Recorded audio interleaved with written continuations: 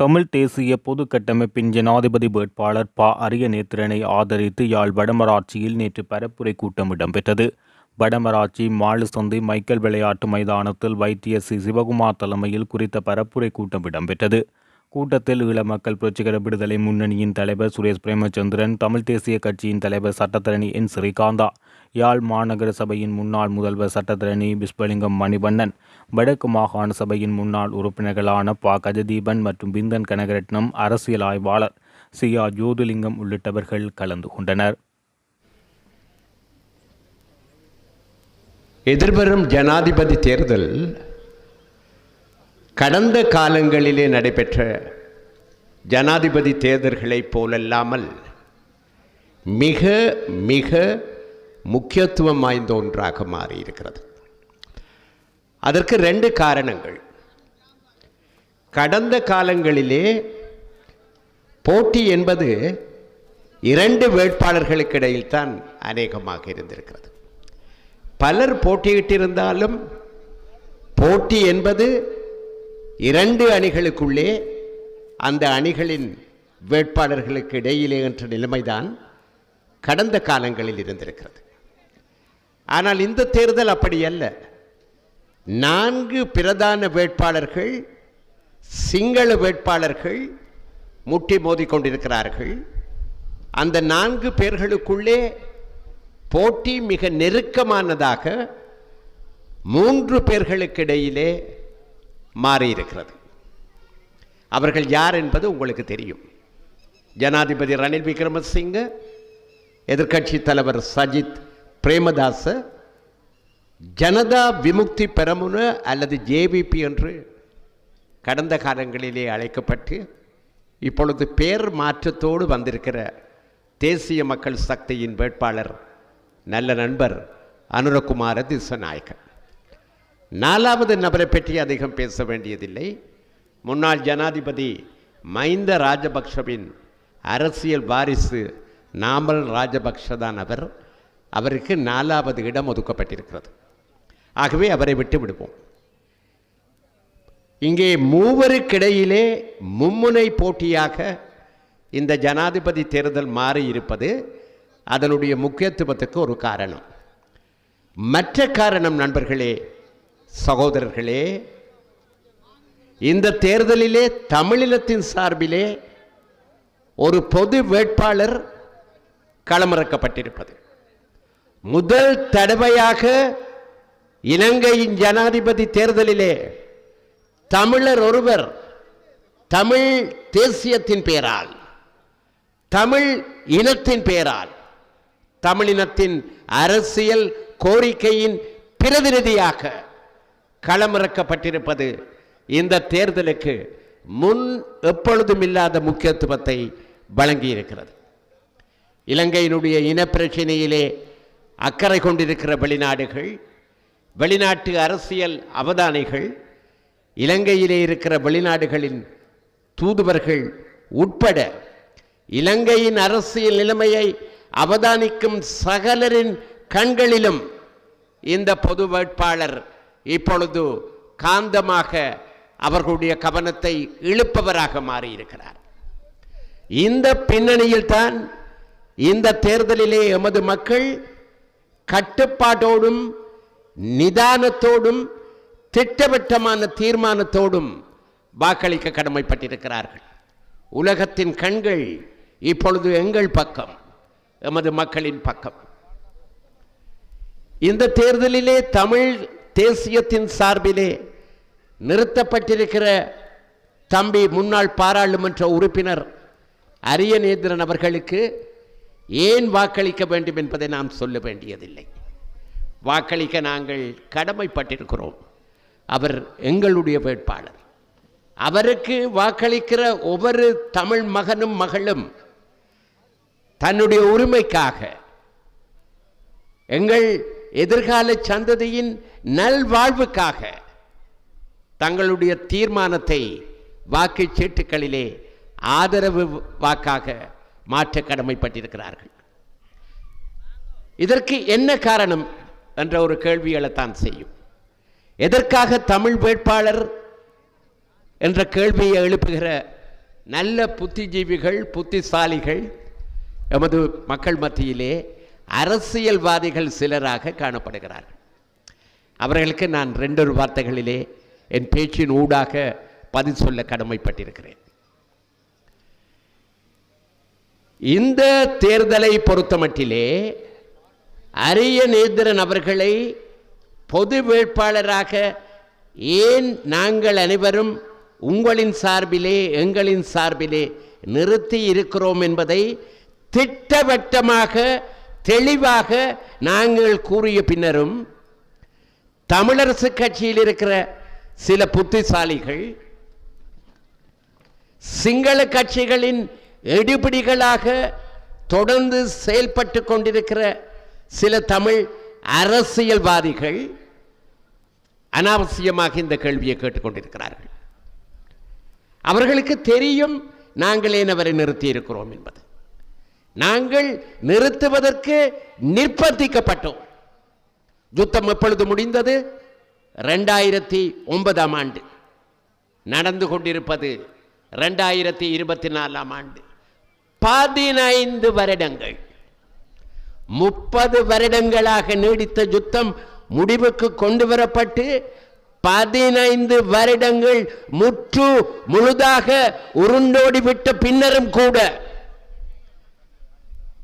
நியாயத்தை கோருகிறவர்களாக, நீதியை கோருகிறவர்களாக, எங்கள் பிரச்சனைக்கு நிரந்தரமான அரசியல் தீர்வு வேண்டும் என்று கோருகிறவர்களாக நாங்கள் நிற்கிறோம் என்றால் அதற்கு யார் பொறுப்பு? யார் பொறுப்பு என்பதை முதலிலே இந்த கேள்வியை கேட்பவர்கள் சிந்தித்து பார்க்க வேண்டும்.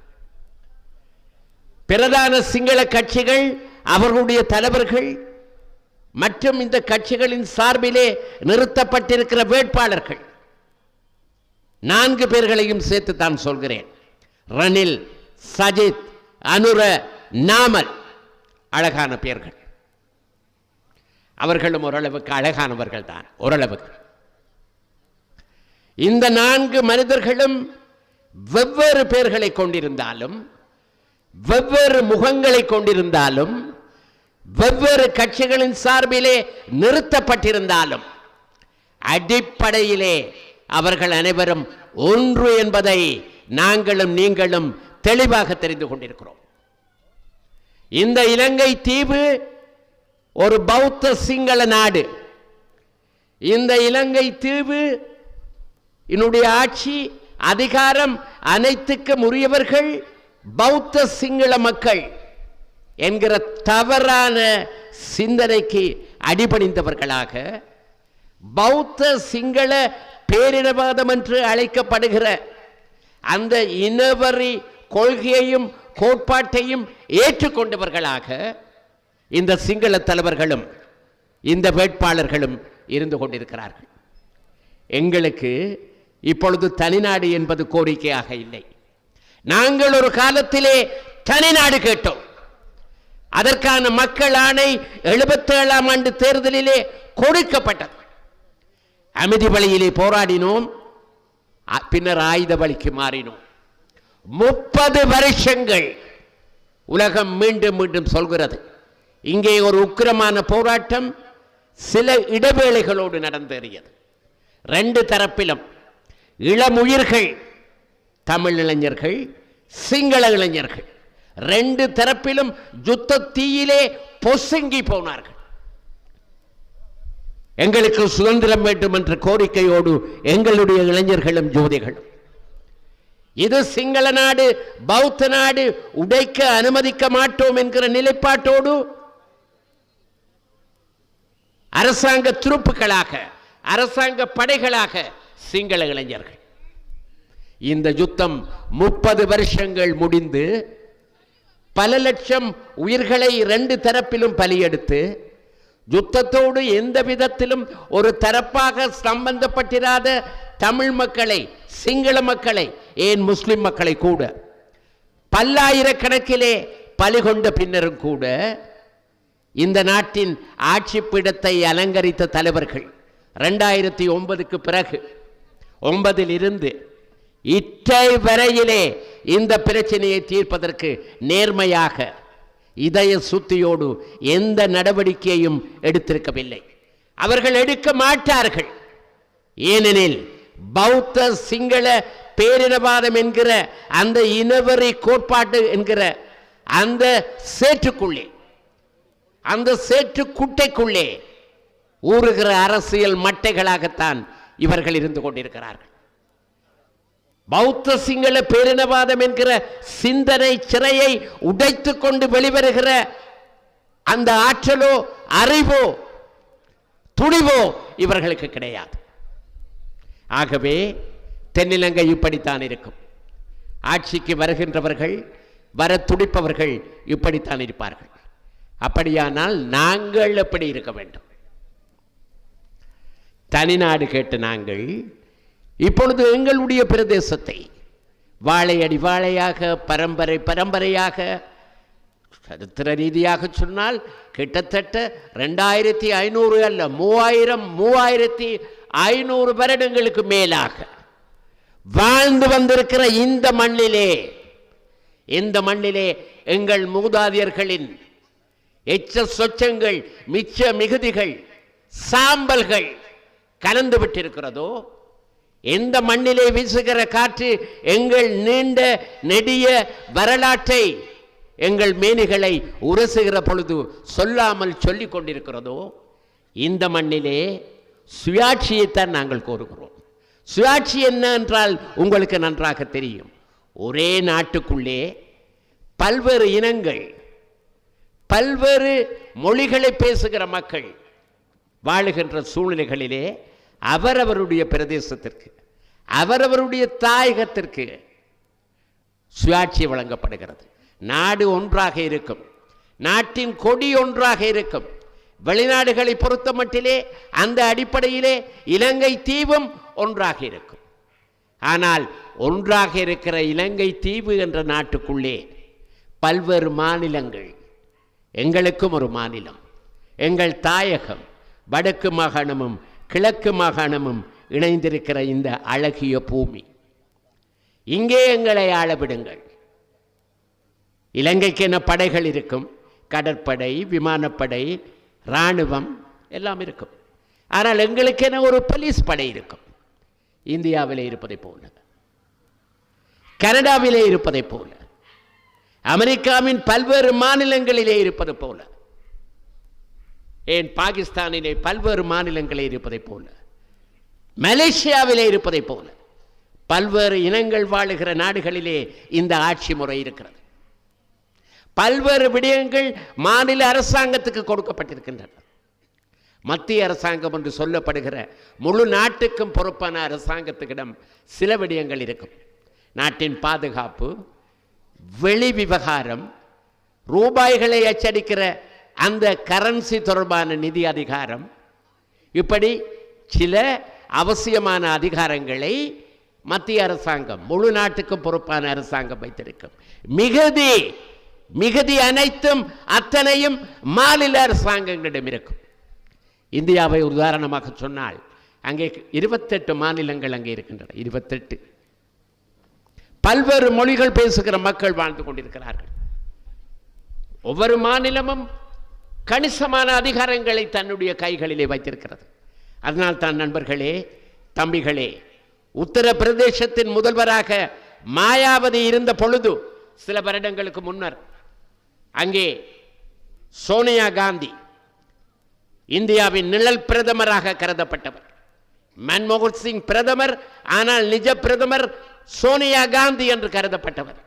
அந்த பெண்மணி சென்ற பொழுது அவருக்கு எதிராக அவர் அந்த மாநிலத்துக்குள்ளே வந்தால் பிரச்சனை ஏற்படும் என்கிற ஒரு நிலைமையை சுட்டிக்காட்டி அவரை கைது செய்கிற உத்தரவை மாயாவதி வழங்கியிருந்தார். சிந்தித்து பாருங்கள். அதுதான் மாநில சுயாட்சி.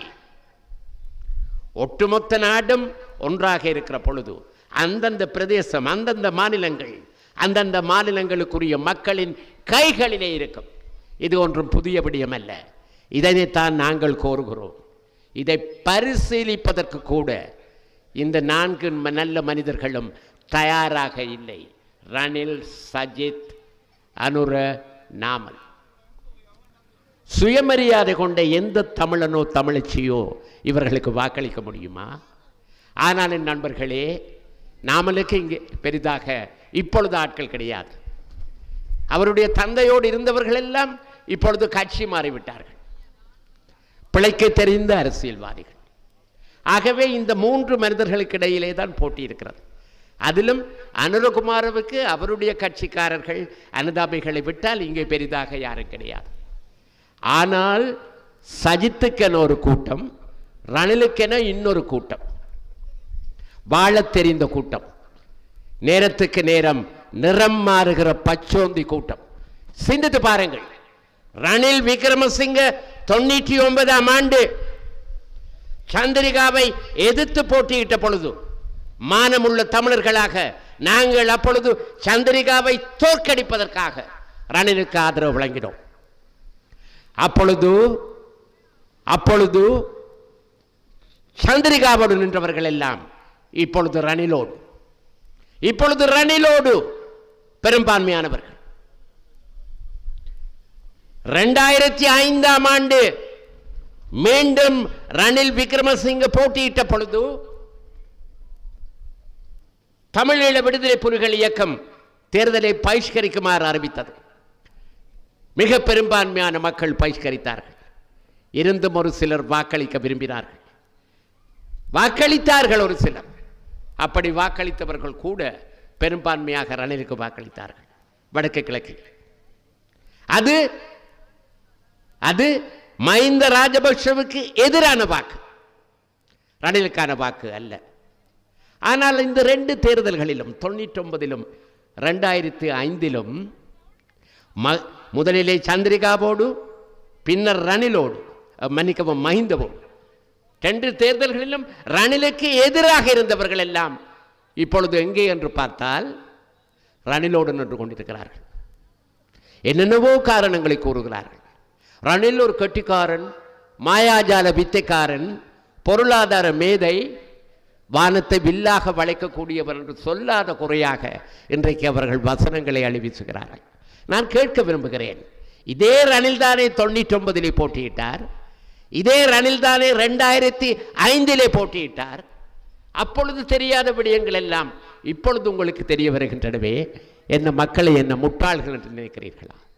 பிழைக்க தெரிந்த கூட்டம், மானம் மரியாதையற்று சூடு சுரணையற்று சொந்த இனத்தின் உரிமைகளை விற்று பிழைக்கிற கூட்டம் அபிவிருத்தியை பற்றி பேசுகிறது. யாருடைய அபிவிருத்தி? தங்களுடைய சொந்த அபிவிருத்தி. இங்கே வடமராட்சியிலே ஒரு அரசியல்வாதியின் நெருங்கிய உறவினருக்கு சொந்தமான கட்டிடத்திலே போதைப் பொருட்கள் இருந்தன என்ற தகவலை, நம்பகமான தகவலை அடித்து பாய்ந்து வந்த போதைப் பொருள் தடுப்பு பிரிவுக்கு அரசியல் தலையீடு காரணமாக 2 மணித்தியாலங்களுக்கு அங்கே போக வேண்டாம், அதற்கு பிறகு நீங்கள் செல்லலாம் என்ற உத்தரவு கொழும்பிலிருந்து யாழ்ப்பாணத்துக்கு வழங்கப்பட்டு அந்த பிரிவுக்கு வழங்கப்பட்டது. 2 மணித்தியாலங்கள் பாய தயாராக இருந்த அந்த இளம்படை கைகளை கட்டி கொண்டு துடித்து நின்றது. அவர்களுக்கு தெரியும் 2 மணித்தியாலத்திலே போதைப் பொருள் முழுவதும் அகற்றப்படும் என்று. அகற்றப்பட்டது நிலத்துக்கு அல்ல, கடலுக்கு. சிந்தித்து பாருங்கள். அந்த போதைப் பொருளோடு சம்பந்தப்பட்ட நபர் இங்கே உங்களின் சார்பிலே பெரிதாக பேசிக் கொண்டிருக்கிற ஒரு அரசியல்வாதியின் நெருங்கிய உறவினரா இல்லையா என்பதை அந்த அரசியல்வாதி மனச்சாட்சியை தொட்டு மறக்க முடியுமா? இவர்களா மக்களின் சேவகர்கள்? இவர்களா மக்களின் தொண்டர்கள்? இன்றைக்கு போதைப் பொருள் எமது மக்களை பித்தறிந்து கொண்டிருக்கிறது. ஒரு சட்டத்தரணி என்ற முறையிலே எனக்கு நன்றாக தெரியும் எத்தனை இளம் பிள்ளைகள் நீதிமன்றத்துக்கு வருகிறார்கள், எத்தனை பேருக்கு எங்கள் நீதிவான்கள் புனர்வாழ்வு கொடுக்க கஷ்டப்படுகிறார்கள். சமீபத்திலே நான் கூட எனக்கு தெரிந்த ஒரு மிக பிரபலமான மனிதரின் குடும்பத்தைச் சேர்ந்த ஒரு இளம் பிள்ளை அந்த பிரச்சனையிலே சிக்கி இருப்பதை பார்த்தேன். பிள்ளைகளை தேடி தேடி கொண்டு போய் சின்ன சின்ன அளவிலே போதைப் பொருள் இங்கே அறிமுகப்படுத்தப்படுகிறது. இன்றைக்கு வடக்கையும் கிழக்கையும் குறிப்பாக யாழ்ப்பாண குடாநாட்டை போதை பொருள் பித்து தின்று கொண்டிருக்கிறது. ஆனால் அந்த வியாபாரத்திலே ஈடுபட்டுக் கொண்டு இன்றைக்கு மக்களுக்கு முன்னாலே அரசியல் பேசுகிறார் ஒருவர் என்றால் அவர் ஒரு நவீன மகாத்மா காந்தியா, இல்லை ஒரு அரசியல் அயோக்கியரா என்பதை நீங்கள் சிந்தித்து பார்க்க வேண்டும். இவர்கள் இப்பொழுது மஹிந்தவுக்கு ஆதரவு கேட்கிறார். மஹிந்தவுக்கு தென்னிலங்கை எடுத்து பார்த்தால் மஹிந்தவோடு இருந்து கொள்ளையடித்த கூட்டத்திலே ஒரு பகுதி சஜித்துக்கு பின்னாலே நிற்கிறது. எவரை சஜித் திருடர்கள் என்று சொல்கிறாரோ, எவரை என்னுடைய நல்ல நண்பர் அருணகுமார் திசாநாயக்கா ஆட்சிக்கு வந்தால் நான் லொக்க பண்ணுவேன், சிறைக்கில் தள்ளுவேன் என்று கூறுகிறாரோ, அந்த நபர்களிலே ஒரு பகுதி கடந்த காலத்திலே மஹிந்தவோடு இருந்துவிட்டு இப்பொழுது ரணிலோடு இருக்கிறது. இன்னொரு பகுதி சஜித்தோடும் இருக்கிறது. அது அவர்களுடைய அரசியல். எங்களுடைய அரசியல் வேறு. நாங்கள் எங்கள் இனத்தினுடைய எதிர்காலத்தை இட்டு கவலைப்படுகிறோம். நாங்கள் ஒரு சுதந்திர தேசமாக வாழ விரும்புகிறோம். நாங்கள் இந்த போராட்டத்திலே தங்கள் இன்னூர்களை இழந்த எங்கள் இளம் சிட்டுக்களின் தியாகத்தை மறக்காதவர்களாக அவர்களின் அரசியல் கனவை நனவாக்குகிற உறுதியோடு இந்த தேர்தலை சந்திக்க தயாராக இருக்கிறோம். இது ஒரு வீறு கொண்ட இனம். அடிமை சங்கிலியை அறுத்து எறிய துடித்திருக்கிற இனம். இன்றல்ல நேற்றல்ல பல ஆண்டுகளாக இந்த வடமராட்சி மண்ணோடு 1969 இருந்து நான் நெருங்கி பழகி வந்திருக்கிறேன். வல்வெட்டித்துறையின் ஒழுங்கைகள், ரோட்டுகள் அனைத்தும் எனக்கு அத்துப்படி. எனது காருக்கும் அது அத்துப்படியாக இருந்தது. நான் சட்டத்தரணியாக வந்த பிறகு வல்வெட்டித்துறையின் மூளை முடுக்குகள், தொண்டமாநாட்டின் மூளை முடுக்குகள் அனைத்தும் இன்று அல்ல 70களின் ஆரம்பத்தில் இருந்து எனக்கு அத்துப்படி. வடமராட்சி மண் வீரம் சரிந்த மண். உரும்பிராயிலே ஒரு காலத்திலே எங்களோடு ஒரு இளைஞனாக 70 இருந்த சிவகுமாரன் உரும்பிராயில் இருந்து முதல் முழக்கத்தை இட்டான். 74 ஆண்டு ஜூன் மாதம் 5ஆம் தேதி அவன் மரணத்தை தழுவ வேண்டி ஏற்பட்டது. அந்த மாவீரனின் வழியிலே அவன் உயிரோடு இருந்த போதே அறவழி போராட்டத்தை நிராகரித்து மரவழி போராட்டத்தில் இணைந்து கொண்ட துடிப்பு மிக்க இளைஞர்கள் பலரை நான் நேரடியாக அறிந்தவன். சிலரை பற்றி கேள்விப்பட்டவன், சிலரின் நண்பர்களோடு பழகியவன். அந்த இளைஞர்களில் பெரும்பாலானோர் வடமராட்சி மண்ணை சேர்ந்தவர்கள். வடமராட்சி என்றாலே இந்தியாவின் தமிழ்நாட்டின் பாஞ்சாலங்குறிச்சி தான். தமிழ்நாட்டிலே ஒரு கதை இருக்கிறது. முயலை வேட்டநாய் துரைத்துக் கொண்டு போனால் தமிழ்நாட்டிலே பாஞ்சாலங்குறிச்சி எல்லை வந்தவுடன் முயல் வேட்டநாயை திருப்பி துரத்தும் என்று. அந்த அளவுக்கு வீரபாண்டிய கட்டபொம்மனின் பாஞ்சாலங்குறிச்சி புகழ் பெற்றது. அதுபோலத்தான் இந்த மண்ணும் வடமராட்சி மண்ணும். இந்த மண்ணிலே ஒரு காலத்திலே சிங்கங்கள் உலவின, புலிகள் உலவின, உறமின. ஆனால் இன்றைக்கு ஓநாய்கள், நரிகள் வடமராட்சி மண்ணிலே ஊழையிடத் தொடங்கி இருக்கின்றன. அனுமதிக்க போகிறீர்களா? எவ்வளவு காலத்திற்கு நீங்கள் இதையெல்லாம் சகித்துக் கொள்ளப் போகிறீர்கள்? இங்கு மாத்திரமல்ல, எங்கள் தமிழ் மண்ணில் வடகிழக்கு மண்ணிலும் இதுதான் நிலைமை. இதுதான் நிலைமை. வன்னியில், கிழக்கில் இதுதான் நிலைமை. சுதந்திரத்துக்காக துடிப்பு நிறைந்த இளைஞர்களும் ஜூதைகளும் சுவாசித்த அந்த காற்று இப்பொழுதும் எங்கள் தேகங்களை தழுவி நிற்கிறது என்பது உண்மை என்றால் நாங்கள் சுதந்திரத்தை பெறுவதற்கு தகுதியானவர்கள் என்பதை நாங்கள் நிரூபித்தாக வேண்டும். சுதந்திரம் என்பது சுக்கோ மிளகோ அல்ல, மற்றவர்கள் பெற்று தருவதற்கு. தந்தை செல்வநாயகம் அவரை நான் நன்கறிந்தேன். ஒரு காலத்திலே அவரை நான் கடவுளாக பார்த்தவர். பின்னர் அவருடைய வழியை நிராகரித்து நாங்கள் எங்கள் சொந்த வழியிலே சென்றோம்.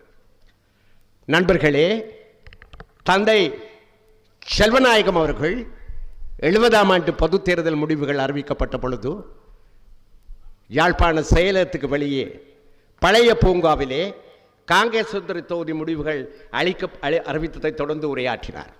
அந்த தேர்தலில் தான் அண்ணன் அமிர்தலிங்கம் தோற்கடிக்கப்பட்டார். டாக்டர் நாகநாதன் நல்லூரிலே தோற்கடிக்கப்பட்டார். ஜிஜி பொன்னம்பலம் தமிழரசு வேட்பாளரால் CX மாட்டினால் யாழ்ப்பாணத்திலே தோற்கடிக்கப்பட்டார். இங்கே வடமராட்சியிலே உடுப்பட்டி சிங்கம் என்று அழைக்கப்பட்ட எங்களுக்கு நன்கு தெரிந்த சிரேஷ்ட சட்டத்தரணி சிவசிதம்பரம் ஐயா அவர்கள் 3 தடவைகள் தான் தோற்கடித்த முன்னாள் மாவட்ட நீதிபதி தமிழரசு வேட்பாளர் கே ஜெயக்கொடி அவர்களாலே தோற்கடிக்கப்பட்டார். அதிர்ச்சி அலைகளை தந்த தேர்தல், அதிர்ச்சி அலைகளை தந்த தேர்தல். பட்டிருப்பிலே ராஜமாணிக்கம் இந்த சாணக்கியனின் பேரன், நல்ல காலம் அவர் எப்பொழுதோ போய் சேர்ந்து விட்டார் ராஜமாணிக்கம். இருந்தால் ஒவ்வொரு நிமிஷமும் அவர் வெட்கத்தினாலே தலை உரிந்திருப்பார். சாணக்கியனை நினைத்து ராஜமாணிக்கம் தோற்கடிக்கப்பட்டார். தந்தை செல்வநாயகமும் மற்றும் சிலருமாக 13 ஆசனங்களை தமிழரசு கட்சி வென்றது. நன்றி தெரிவித்து பேசிய பொழுதுதான் தந்தை செல்வநாயகம் சொன்னார், தமிழ் மக்களை கடவுள்தான் காப்பாற்ற வேண்டும் என்று. ஏனெனில் அந்த தேர்தல் முடிவுகள் தெற்கிலே 115 ஆசனங்களை ஸ்ரீமா பண்டாரநாயகா தலைமையிலான கூட்டு முன்னணிக்கு வழங்கி இருந்தது. ஸ்ரீலங்கா சுதந்திர கட்சிக்கு 90, கூட்டு சேர்ந்த லங்கா சமசமாஜ கட்சிக்கு 19, கம்யூனிஸ்ட் கட்சிக்கு 6. 157 தெரிவு செய்யப்பட்ட உறுப்பினர்களை கொண்ட பாராளுமன்றத்திலே 115 உறுப்பினர்களை பிடித்துக் கொண்டு இனவரை பிடித்த கூட்டு முன்னணி ஆட்சிக்கு வந்த அந்த நேரத்தில் தான் தந்தை செல்வநாயகம் அவர்கள் தமிழ் மக்களை கடவுள்தான் காப்பாற்ற வேண்டும் என்று சொன்னார். அது தீர்க்க தரிசனம் நிறைந்த வார்த்தை. ஆனால் இப்பொழுது 47 வருஷங்களுக்கு பிறகு நாங்களும் நீங்களும் சொல்கிறோம், எங்களை கடவுள் காப்பாற்ற வேண்டியதில்லை. கடவுள் காப்பாற்றி இருக்க வேண்டிய காலம் போய்விட்டது. எங்களை நாங்களே காப்பாற்றிக் கொள்ள தீர்மானித்திருக்கிறோம். எங்களை நாங்களே காப்பாற்றிக் கொள்ள தீர்மானித்திருக்கிறோம். அந்த திடம், அந்த மனோ உறுதி சுதந்திரத்தை நாடுகிற எங்கள் இளைஞர்களுக்கும் யுவதிகளுக்கும் வருமானால் நண்பர்களே, நாளை இங்கே ஓடித்திரிகிற இந்த பச்சோந்திகள் எல்லாம் ஓட்டம் பிடிக்கும். ஒரு காலத்திலே பதுங்கி இருந்ததை போல, ஒதுங்கி இருந்ததை போல விடுதலை பெறுவதற்கு நாங்கள் எங்களை தயாராக்கி கொள்ள வேண்டும். முதலிலே எங்கள் மத்தியிலே செயற்படுகிற சந்தர்ப்பவாதிகளை, சுயநலமிகளை, அரசியல் கிருமிகளை அகற்ற வேண்டும். ஜனநாயக வழியில், அரசியல் வழியில். அதற்கான ஆயுதம் மக்களுடைய தீர்மானம். அதற்கான முதல் அறிவிப்பாக இந்த ஜனாதிபதி தேர்தலை நீங்கள் பயன்படுத்த வேண்டும். தமிழ் மக்கள், தமிழ் தேசம் சுதந்திரத்தை பெறுவதிலே உறுதியாக இருக்கிறது. முள்ளி வாய்க்காலிலே நாங்கள் வீழ்த்தப்பட்டிருக்கலாம், ஆனால் அது முடிவல்ல, ஒரு புதிய அத்தியாயத்தின் ஆரம்பம் என்பதை இந்த ஜனாதிபதி தேர்தலிலே எமது தமிழ் மக்கள் திட்டவட்டமாக உலகறிய பிரகடனப்படுத்த வேண்டும். எங்களாலே முடியும், உங்களாலே முடியும். முடியும் என்று நீங்கள் சிந்தித்தால் முடியும். இந்த பிரச்சனையும் முடியும், எங்களுக்கு சார்பாக முடியும். அதற்காகத்தான் நாங்கள் சொல்கிறோம், ஒரு நீண்டகால அரசியல் போராளியை எங்கள் தமிழ் மாநிலத்தின் கிழக்கு மண்ணிலே ஒரு பாராளுமன்ற உறுப்பினராக தேர்ந்தெடுக்கப்பட்டு 11 வருடங்கள், அந்த காலத்திலே நானும் சில வருடங்கள் அவருடன் ஒரு சக பாராளுமன்ற உறுப்பினராக இருந்திருக்கிறேன். 2006 முதல் 10 வரை தம்பி அரியநேத்திரன் அவர்களை நிறுத்தி இருக்கிறோம். அவர் ஒரு அடையாளம் என்று நாங்கள் சொல்கிறோம், அவர் ஒரு பிரதிநிதி என்று நாங்கள் சொல்கிறோம். ஏனெனில் ஜனாதிபதியாவதற்காக நாங்கள் அவரை நிறுத்தவில்லை, அவரும் போட்டியிடவில்லை. ஆனால் இதில் தமிழ் தேசத்தினுடைய அரசியல் நிலைப்பாடு வெளிப்படுத்தப்பட வேண்டும். நாங்கள் அரைகுறை தீர்வுகளை அல்ல, அபிவிருத்தி என்ற பெயரிலே இந்த எஜமானர்கள் கிள்ளி தெளிக்கிற சலுகைகளை அல்ல. எங்கள் மண்ணை நாங்களே ஒரே நாட்டுக்குள்ளே ஆளுகிற அரசியல் தீர்வை, எங்கள் மாநிலத்தை நாங்களே நிர்வகிக்கிற அரசியல் தீர்வை, எங்களுக்கென ஒரு போலீஸ் படை, ஆண்களும் பெண்களும் கொண்ட போலீஸ் படை, எங்களுக்கென ஒரு முறையான நிர்வாக சேவை, பொருளாதாரங்களை திட்டங்களை தீட்டி நடைமுறைப்படுத்துவதற்கான அதிகாரங்கள் அவர்கள் தந்தால், சம்மதித்தால், புலம்பெயர்கள் தமிழர்களின் உதவியோடு 2 வருஷங்களுக்குள்ளே இலங்கையின் அத்தனை பொருளாதார பிரச்சனைகளையும் தீர்த்து வைக்கக்கூடிய வலிமை இந்த மண்ணுக்கு இருக்கிறது, தமிழ் மண்ணுக்கு இருக்கிறது. ஆனால் எங்கள் வெளிநாடுகளில் உள்ள எங்கள் உறவுகள் இங்கே முதலீடு செய்ய வந்தால் என்ன சொல்கிறார்கள்? தெற்கிலே முதலீடு செய்யுங்கள் என்று சொல்கிறார்கள். எங்கள் காடுகளுக்கு என்ன நடக்கிறது? அழிக்கப்படுகின்றன, பிடிக்கப்படுகின்றன. எங்கள் சிங்கள சகோதரர்களை குடியேற்றுகிறார்கள். எங்கள் ஆலயங்களுக்கு என்ன நடக்கிறது? கடந்த காலத்திலே ஒரு பொழுதும் இல்லாத அளவுக்கு கடந்த 4-5 வருடங்களுக்கு மேலாக ஆலயங்களுக்கு அருகிலே விகாரைகள் முளைக்கின்றன. பௌத்தம் ஒரு நல்ல மதம். புத்தர் பெருமான் இயேசுவை போல ஒரு உயர்ந்த மகான், பௌத்தத்தை அகிம்சையை போதித்த மகான், இந்தியாவில் பிறந்து இந்துவாக பிறந்து தத்துவத்தை தந்த மகான். ஆனால் போதி மறுத்து அந்த புனிதர் உருவாக்கி தந்த அந்த மதத்தின் பெயராலே இங்கே இந்து ஆலயங்கள் குறிவைக்கப்படுகின்றன. வெடுக்கனாறு மலையிலே என்ன நடந்தது? அந்த வழக்கிலே நான் ஆஜராகி இருந்தேன் பல நண்பர்களோடு. பிரார்த்திக்க சென்ற ஆலய முகாமையாளர்கள் கைது செய்யப்பட்டார், ஆலய கைது செய்யப்பட்டார், பூசகர் கைது செய்யப்பட்டார், ஆலய தொண்டர்கள் கைது செய்யப்பட்டார்கள். அதற்கு முன்னர் என்னுடைய நல்ல நண்பர் பாராளுமன்ற உறுப்பினர் செல்வராஜா கஜேந்திரன் குண்டுக்கட்டாக தூக்கினார்கள். ஒரு பாராளுமன்ற உறுப்பினர் என்று பாராமல். கட்சிகள் இருக்கலாம், வேறுபாடுகள் இருக்கலாம், ஆனால் அவன் தமிழன், என்னுடைய சகோதரன். பிரார்த்திக்க சென்ற பொழுது பாராளுமன்ற உறுப்பினருக்கே அந்த கதி. வெடுக்குநாரை மலை. சிந்தித்து பாருங்கள், இந்த நிலைமை முன்பு இருந்ததா? முன்பு எப்பொழுதாவது இருந்ததா? தையிட்டியிலே விகாரை, அந்த காணி அரவாசி தனியார்களுக்குரியது. ஏன் இவையெல்லாம் நடக்கின்றன? 1000 விகாரைகள் கட்ட வேண்டும் என்று சொன்னவர் யார் தெரியுமா நண்பர்களே? முதலிலே சஜித் பிரேமதாஸ் நல்லாட்சி காலத்திலே மைத்ரிபால ஸ்ரீசேன மந்திரியாக இருந்த பொழுது 1000 விகாரைகள் கட்ட வேண்டும் என்று சொன்ன புண்ணியவான் சஜித் பிரேமதாஸ். காணாமல் போனவர்கள் என்று இங்கே யாரும் இல்லை. திருவாய் மலந்தரல் இவர் யார் தெரியுமா? உங்களுக்கு தெரியும், நான் சொல்ல வேண்டிய ரணில் விக்ரமசிங்க. காணாமல் ஆக்கப்பட்டவர்கள் என்று யாருமே இல்லை. ரணிலுடைய நவீன கண்டுபிடிப்பு. வெட்கமின்றி, கூச்சமின்றி, தயக்கமின்றி இங்கே வாக்கு கேட்க வந்தால் வடமராட்சி என்ன செய்யும்? சஜித்திற்கு வரும் நாற்காலிகளைத்தான் காட்டும். உண்மையிலே நான் பாராட்டுகிறேன். சஜித்திற்கு மாத்திரமல்ல, இங்கே வாக்கு கேட்டு வருகிற எந்த பிரதான சிங்கள வேட்பாளருக்கும் அதுதான் நிலைமை என்பதை நாங்கள் உறுதிப்படுத்த முடியும் என்றால் அது எங்கள் போராட்டத்தின் புதிய ஒரு திருப்பு முனையாக இருக்கும். எல்லாம் எங்கள் கைகளில் தான் இருக்கிறது. எங்களிடம், உங்களிடம், மற்றவரிடம் இல்லை. எனது அடிமை சங்கிலியை மற்றவன் கலற்ற மாட்டான். நான் தான் அதை அறுத்தறிய வேண்டும், நான் தான் அதை உடைத்தறிய வேண்டும். இதுதான் உலக வரலாறு. நான் மீண்டும் சொல்கிறேன், விடுதலை என்பது உயர்வானது, சுதந்திரம் என்பது உயர்வானது. நேதாஜி சுபாஷ் சந்திர போஸ், அவர் மீது எனக்கு நல்ல விருப்பம். எனது மூத்த மகனுக்கு கூட 48 வருஷங்களுக்கு முதல் சுபாஷ் என்றுதான் நான் பெயர் வைத்தேன்.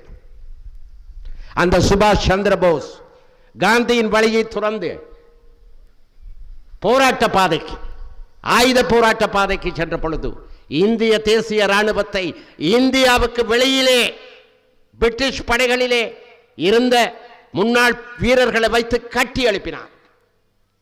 இந்திய தேசிய இராணுவத்தின் தலைவனாக பிரிட்டிஷ் அரசாங்கத்துக்கு எதிராக சிங்கப்பூரை தளமாக கொண்டு பர்மா ஊடாக படை நடாத்தினார். அந்த மாவீரன் இந்திய மக்களுக்கு ஒரு கட்டத்திலே என்ன சொன்னான் தெரியுமா? என் இந்திய சகோதரர்களே, உங்கள் இரத்தத்தை எனக்கு தாருங்கள், நான் உங்களுக்கு விடுதலையை பெற்றுத் தருகிறேன் என்று.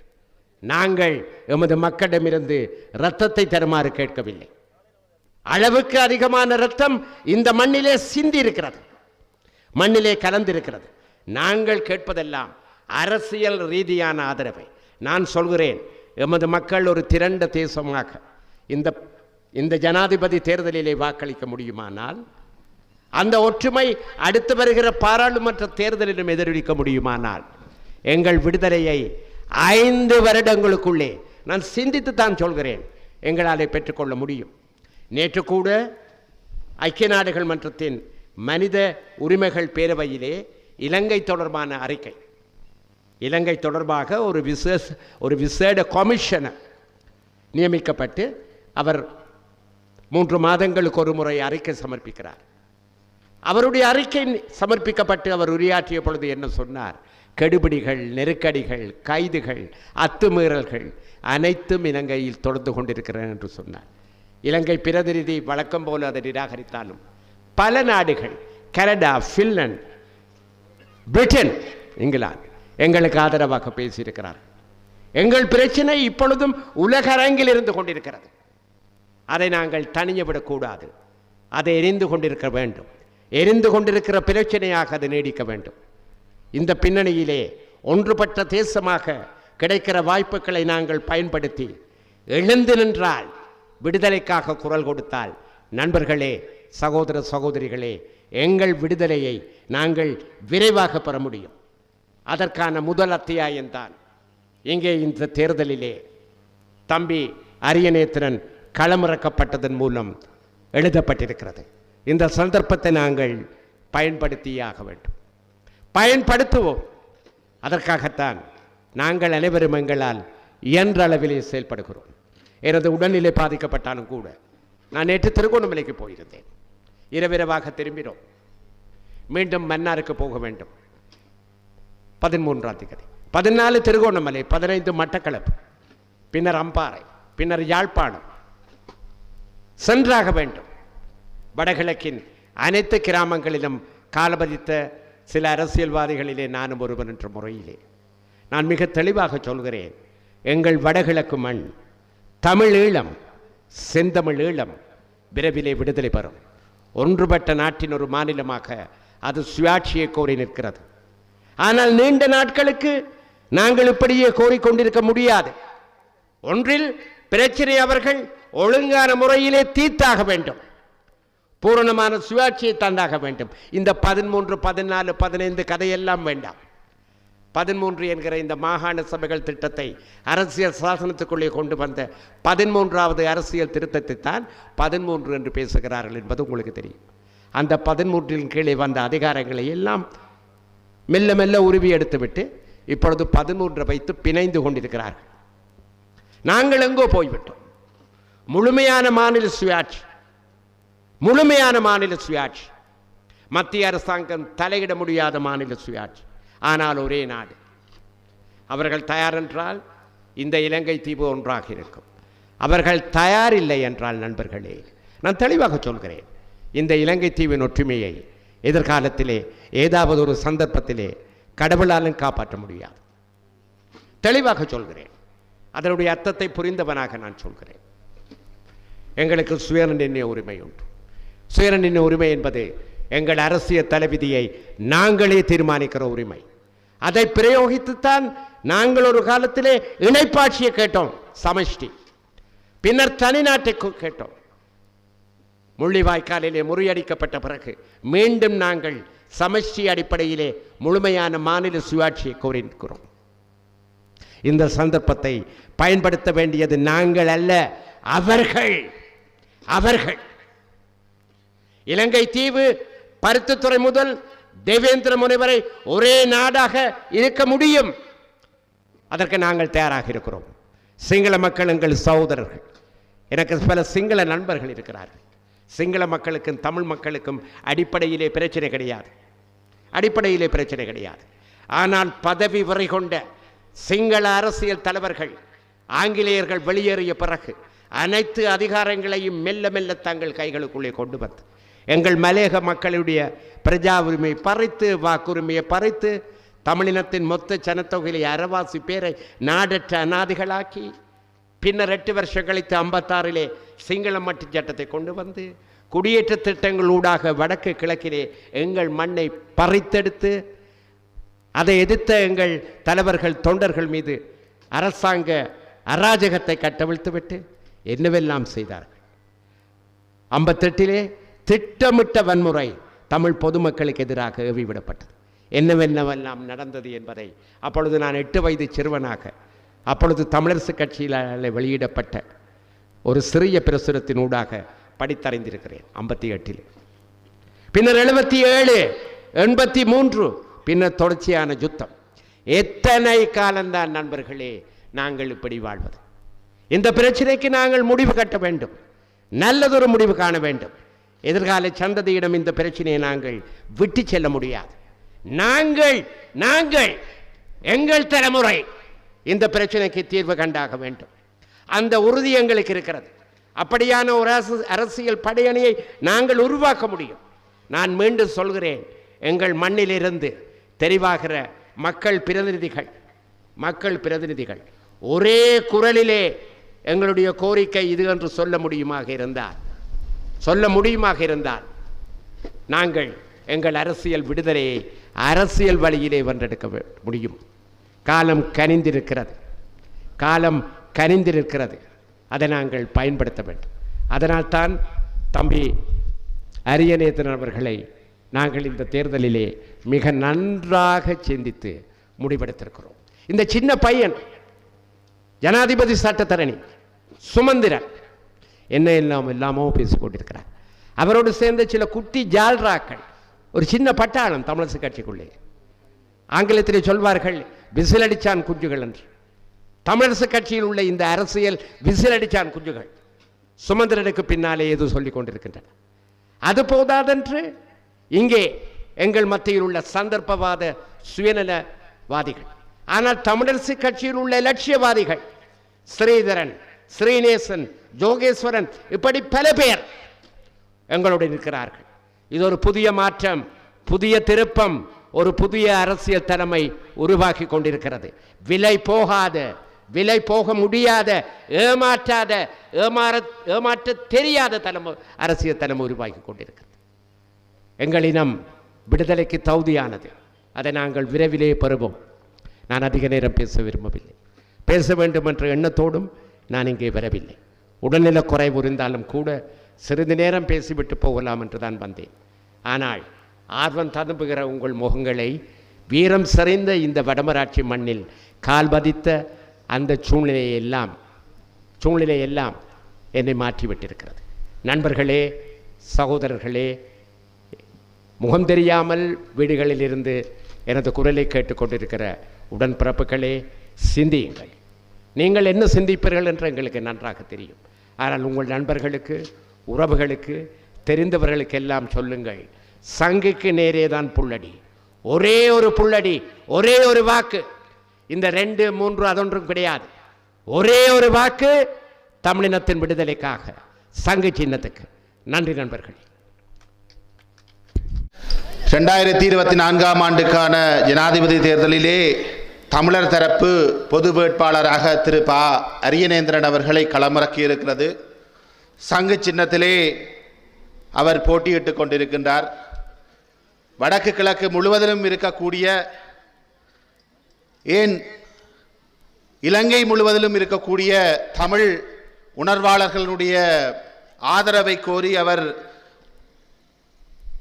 ஒவ்வொரு மாவட்டங்களாக தன்னுடைய பரப்புரையிலே தீவிரமாக ஈடுபட்டு கொண்டிருக்கின்ற காரணத்தினாலே இன்றைய தினம் அவராலே இங்கு சமூகம் அளிக்க முடியாத ஒரு சூழ்நிலை இருக்கிறது என்று நான் நினைக்கின்றேன். அன்புக்குரியவர்களே, இந்த தேர்தலிலே நாங்கள் ஏன் ஒரு பொது வேட்பாளரை எங்களுடைய ஜனாதிபதி வேட்பாளராக களமிறக்கி இருக்கின்றோம் என்கின்ற ஒரு வினா எழுகிறது. உண்மையிலே என்னை பொறுத்தவரையிலே தமிழ் மக்களுடைய வரலாற்றிலே எடுக்கப்பட்ட மிக காத்திரமான ஒரு முடிவாக இந்த தமிழ் பொது வேட்பாளர் என்கின்ற முடிவு அமைந்திருக்கிறது. 40 ஆண்டுகளாக பல்வேறு ஜனாதிபதி தேர்தல்களை எங்களுடைய மண் சந்தித்திருக்கிறது. இதுவரை எந்த ஒரு தமிழ் பொது வேட்பாளரையும் நாங்கள் களமிறக்கி இருக்கவில்லை. தமிழ் வேட்பாளர்கள் பலர் ஜனாதிபதி தேர்தலிலே போட்டியிட்டிருக்கிறார்கள். ஆனால் வடக்கு கிழக்கிலே இருக்கக்கூடிய பெரும்பாலான கட்சிகள் 80க்கு மேற்பட்ட பொது அமைப்புகள் எல்லாம் இணைந்து ஒருவரை பொது வேட்பாளராக களமிறக்கி இருக்கின்ற சந்தர்ப்பம் இது முதலாவது சந்தர்ப்பம். வரலாற்றிலே தமிழினம் எடுத்த பல்வேறு தீர்மானங்கள், பல்வேறு முடிவுகளோடு இந்த முடிவும் பேசப்படும். வட்டுக்கோட்டை தீர்மானத்துக்கு பிறகு, திம்பு தீர்மானங்களுக்கு பிறகு, ஒஸ்லோ பிரகடனங்களுக்கு பிறகு வரலாற்று ரீதியிலே இந்த 2024ஆம் ஆண்டு நாங்கள் ஜனாதிபதி பொது வேட்பாளர் ஒருவரை களமிறக்கி மக்களிடம் எங்களுடைய தேர்தல் விஞ்ஞாபனத்திற்கான ஆணையை கோரி நிற்கின்ற நிகழ்வு வரலாற்றிலே இடம் பிடிக்கும். அன்புக்குரிய தமிழ் மக்களை, நீங்கள் ஒரு விடயத்தை இந்த சந்தர்ப்பத்திலே முக்கியமாக நீங்கள் பார்க்க வேண்டும். கடந்த பல ஜனாதிபதி தேர்தல்களிலே நாங்கள் தென்னிலங்கையினுடைய பிரதான வேட்பாளர்களுக்கு மாறி மாறி வாக்களித்திருக்கிறோம். 2009ஆம் ஆண்டு எங்களுடைய விடுதலை புலிகளுடைய விடுதலை போராட்டம் மௌனித்த பிறகு நாங்கள் 3 ஜனாதிபதி தேர்தலிலே நாங்கள் வாக்களித்திருக்கிறோம். சரத் பொன்சேகாவுக்கு வாக்களித்திருக்கிறோம், மைத்ரிபால சிறிசேனாவுக்கு வாக்களித்திருக்கிறோம், சஜித் பிரேமதாசவுக்கு வாக்களித்திருக்கிறோம். இவர்களுக்கு வாக்களித்து நாங்கள் கண்டதுதான் என்ன? நாங்கள் வாக்களித்த ஜனாதிபதியாகிய மைத்ரிபால சிறிசேன எங்களுடைய வாக்குகளை பெற்று ஜனாதிபதி ஆகிய பின்னர் என்னத்தை தமிழினத்துக்கு செய்தார்?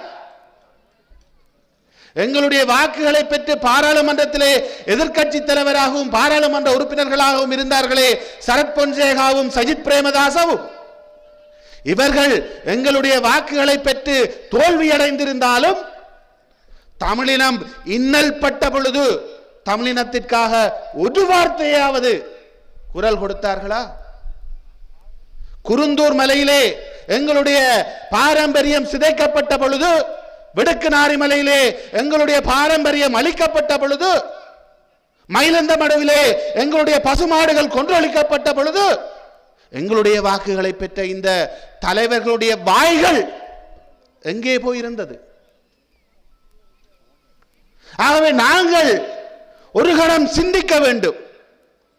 நாங்கள் போடுகின்ற வாக்குகளை பெற்றவர்கள், தென்னிலங்கையினுடைய பிரதான வேட்பாளர்கள் கடந்த காலங்களிலே எங்களுக்காக எதை செய்தார்கள்? எங்களுடைய 60 ஆண்டுகால போராட்டம், எங்களுடைய 60 ஆண்டுகால கோரிக்கைகளை அவர்கள் செவிமடித்தார்களா? தமிழ் மக்களுக்கு பொருளாதார சுபிட்சத்தை தந்தார்களா? எதுவுமே இல்லையே, எதுவுமே இல்லையே. ஏன் நாங்கள் அவர்களுக்கு இந்த தடவையும் வாக்களிக்க வேண்டும் என்கின்ற கேள்வி எங்கள் ஒவ்வொருவருக்கும் எழ வேண்டும். என்னுடைய அன்புக்குரியவர்களே, கடந்த பாராளுமன்ற தேர்தலிலே வடக்கு கிழக்கிலே இருக்கக்கூடிய அத்தனை தமிழ் மக்களும் தமிழ் தேசியம் பேசுகின்ற கட்சிகளுக்கு போடப்பட்ட வாக்குகளினுடைய எண்ணிக்கை 4,46,235. அந்த வாக்கிலே ஒரு வாக்கு கூட குறையாத வண்ணம் இந்த முறை எங்களுடைய பொது வேட்பாளர் திரு ப அரியநேந்திரன் அவர்களுடைய சங்கு சின்னத்துக்கு விழ வேண்டும். அவ்வாறு விழவில்லையாக இருந்தால் நாங்கள் அரசியல் ரீதியாக பாரிய பின்னடைவுகளை நாங்கள் சந்திக்க வேண்டியிருக்கும். என்னுடைய அன்புக்குரியவர்களே, 2009ஆம் ஆண்டு எங்களுடைய இனம் பலத்தினுடைய உச்சத்திலே இருந்தது. எங்களுடைய ஒற்றை தலைவரின் கீழ், ஒற்றை தலைமையின் கீழ் உலகத் தமிழினம் அணிதிரண்டு இருந்தது. என்று தமிழீழ விடுதலை புலிகளுடைய விடுதலை போராட்டம் மௌனித்ததோ, அதன் பின்னர் நாளொரு மேனியும் பொழுதொரு வண்ணமுமாக எங்களுடைய தலைமைகள் சிதைக்கப்பட்டன. தமிழினம் சுக்குநூறாக்கப்பட்டது. மீண்டும் தமிழினம் ஒன்றுபட்டு நிற்கின்ற நேரம் இது. மீண்டும் எங்களுடைய கட்சிகளில், எங்களுடைய பொது அமைப்புகள் எல்லாம் ஒன்றாக திரண்டு இந்த தேர்தலிலே நாங்கள் முன்வைத்திருக்கிறோம். இது தமிழினம் மீண்டும் ஒன்றுபடுவதற்கான முதலாவது ஆரம்ப படியை நாங்கள் 2024ஆம் ஆண்டு ஜனாதிபதி தேர்தலிலே எடுத்து வைத்திருக்கிறோம். எங்களுக்கான மக்களினுடைய பேராதரவை சங்கு சின்னத்துக்கு வாக்களிப்பதனூடாக நீங்கள் தர வேண்டும். நாங்கள் இந்த தேர்தலிலே தமிழ் மக்கள் 5 லட்சத்துக்கு மேற்பட்ட வாக்குகளை சங்கு சின்னத்துக்கு அளிக்கவில்லையாக இருந்தால் நாங்கள் தென்னிலங்கைக்கும் உலகத்திற்கும் சொல்ல போகின்ற செய்தி, நாங்கள் எங்களுடைய விடுதலை வரலாற்றை மறந்துவிட்டோம், எங்களுடைய தியாகங்களை மறந்துவிட்டோம், நாங்கள் மில்லர் அண்ணாவை மறந்துவிட்டோம், நாங்கள் திலீபன் அண்ணாவை மறந்துவிட்டோம், எங்களுடைய தேசிய தலைவனை மறந்துவிட்டோம். நாங்கள் கேட்டு நிற்பது பெட்ரோலும் கேஸும் சோறும் தான் என்று நாங்கள் உலகத்துக்கு ஒரு செய்தியை சொல்வதாக அமைந்துவிடும். நாங்கள் ஈனத் தமிழர்கள் அல்லவே? நாங்கள் 60 ஆண்டுகளாக போராடியது பெட்ரோலுக்கு அல்லவே? 2009ஆம் ஆண்டுக்கு முன்னர் நாங்கள் பெட்ரோலையும் காணவில்லை, கேஸையும் காணவில்லை, தொலைபேசியையும் காணவில்லையே. நாங்கள் இதுக்காக தெருவிலே இருந்த பொழுது, நாங்கள் தெருவிலே நின்று கதறிய பொழுது இந்த தென்னிலங்கையினுடைய அரசியல் தலைவர்களுக்கு எங்களுடைய முள்ளிவாய்க்கால் ஓலம் கேட்கவில்லையே. ஏன் நாங்கள் அவர்களுக்கு வாக்களிக்க வேண்டும்? நாங்கள் இன்று தென்னிலங்கையில் இருக்கக்கூடிய அரசியல் பிரதான தலைவர்களுக்கு நாங்கள் வாக்களிக்க வேண்டுமாக இருந்தால் நாங்கள் ஒரு விடயத்தை எங்களுடைய மனதில் நிறுத்தி வைக்க வேண்டும். அவர்களுடைய தேர்தல் விஞ்ஞாபனத்திலே சொல்லுகின்ற விடயங்களுக்கு நாங்கள் ஆதரவளிக்கிறோம், அதை ஏற்றுக்கொள்ளுகிறோம் என்று சொல்லுகின்ற ஒரு செய்தியாகத்தான் அமையும். இந்த பிரதான வேட்பாளர்கள் எவருமே தமிழினத்தினுடைய 60 ஆண்டு கால வேணவாவை தீர்த்து வைக்கும் முகமாக தங்களுடைய தேர்தல் விஞ்ஞாபனங்களிலே சமஷ்டியை பற்றி பேசவில்லையே, எங்களுக்கான பொருளாதார கட்டமைப்புகளை பற்றி பேசவில்லையே.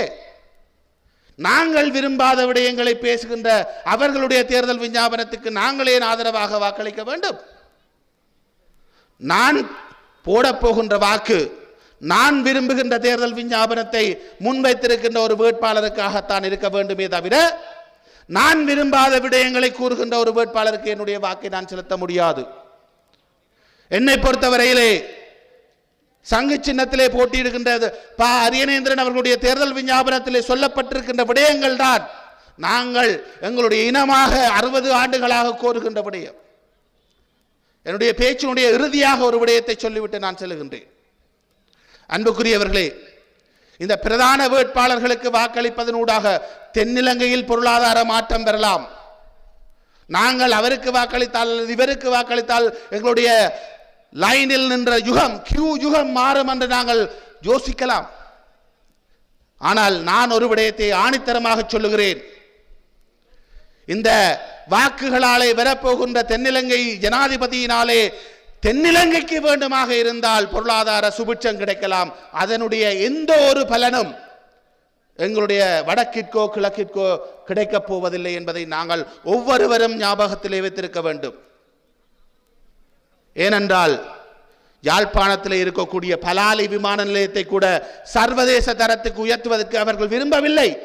ஏனென்றால் நாங்கள் பொருளாதாரத்திலே மேலே போய்விடுவோம். காங்கேசன் துறைமுகத்தை அவர்கள் அபிவிருத்தி செய்ய தயாரில்லை. ஏனென்றால் நாங்கள் பொருளாதாரத்திலே மேலே போய்விடுவோம்.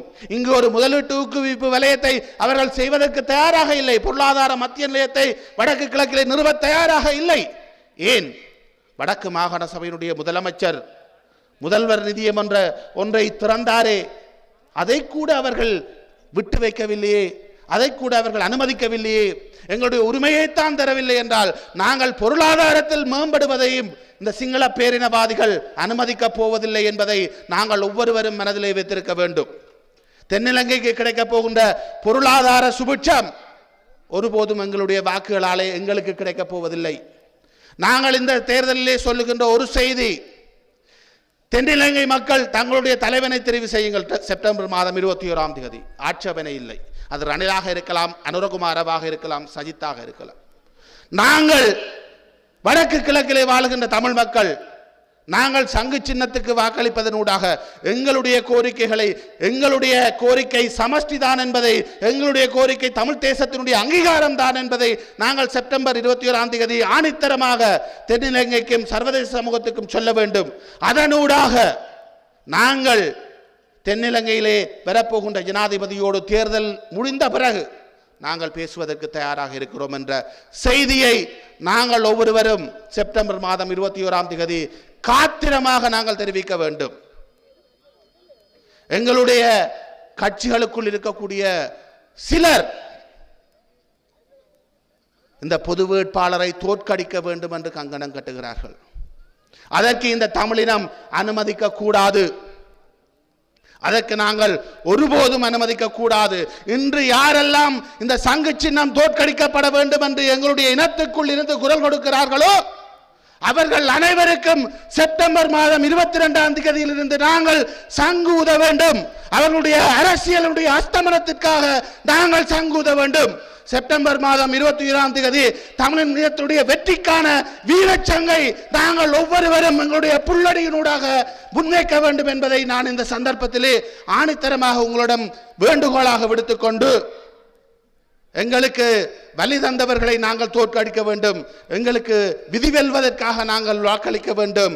பொங்கு தமிழருக்கு இன்னல் இழைப்பவர்களுக்கு சங்காரம் நியமன்று சங்கே முழங்க வேண்டும் என்று கேட்டுக்கொண்டு விடைபெறுகிறேன். நன்றி, வணக்கம். இலங்கை ஒரு விசித்திரமான நாடு. இந்த நாட்டை ஆண்டவர்களும் ஆள வேண்டும் என்று நினைப்பவர்களும் இந்த நாட்டினுடைய தேசிய இனங்களுக்கு கொடுக்கிற வாக்குறுதி, இந்த நாட்டினுடைய அரசியல் அமைப்பில் இருக்கக்கூடிய ஒரு திருத்தத்தை நாங்கள் அரை குறையாக நிறைவேற்றுவோம் என்பது, அந்த அரை குறையாக நிறைவேற்றுவோம் என்பதை இந்த தேசிய இனங்களுடைய தலைவர்களாக தங்களை சொல்லிக் கொள்பவர்கள், இங்கே பார்த்தீர்களா இந்த வேட்பாளர் எவ்வளவு அழகாக எங்களுக்கு வாக்குறுதி தருகிறார், இங்கே பார்த்தீர்களா இந்த வேட்பாளர் எங்களுக்கு இந்த வாக்குறுதிகளை தரவில்லை, அனபடியால் அரைகுறையாக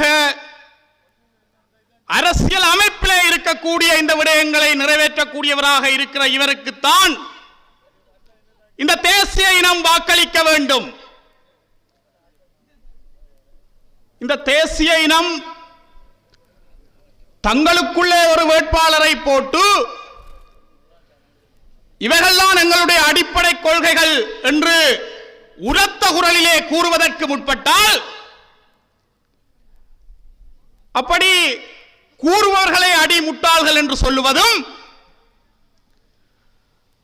அப்படியாக களத்திலே நிற்கக்கூடிய வேட்பாளரை தோற்கடிப்பதுதான் என்னுடைய வாழ்க்கையினுடைய இலட்சியம் என்று பேசுவதும் இந்த மண்ணில் தான் நடந்து கொண்டிருக்கிறது. இவைகளெல்லாம் ஆச்சரியங்களுடைய உச்சம். ஆனபடியால் எங்களுடைய மக்கள் இந்த பிரசார நிகழ்வுக்குள்ளே உள்நுழைகிற பொழுது எனக்கு என்னுடைய நண்பர்கள் சொன்னார்கள், ஆட்கள் குறைவாக இருக்கிறார்கள் என்று. ஆனால் இந்த மண்ணில் தான் ஏற்கனவே சுரேசன் அவர்கள் குறிப்பிட்டு சொன்னார், ஒரு சில கிலோமீட்டர்களுக்குள்ளாக இந்த நாட்டுடைய பிரதம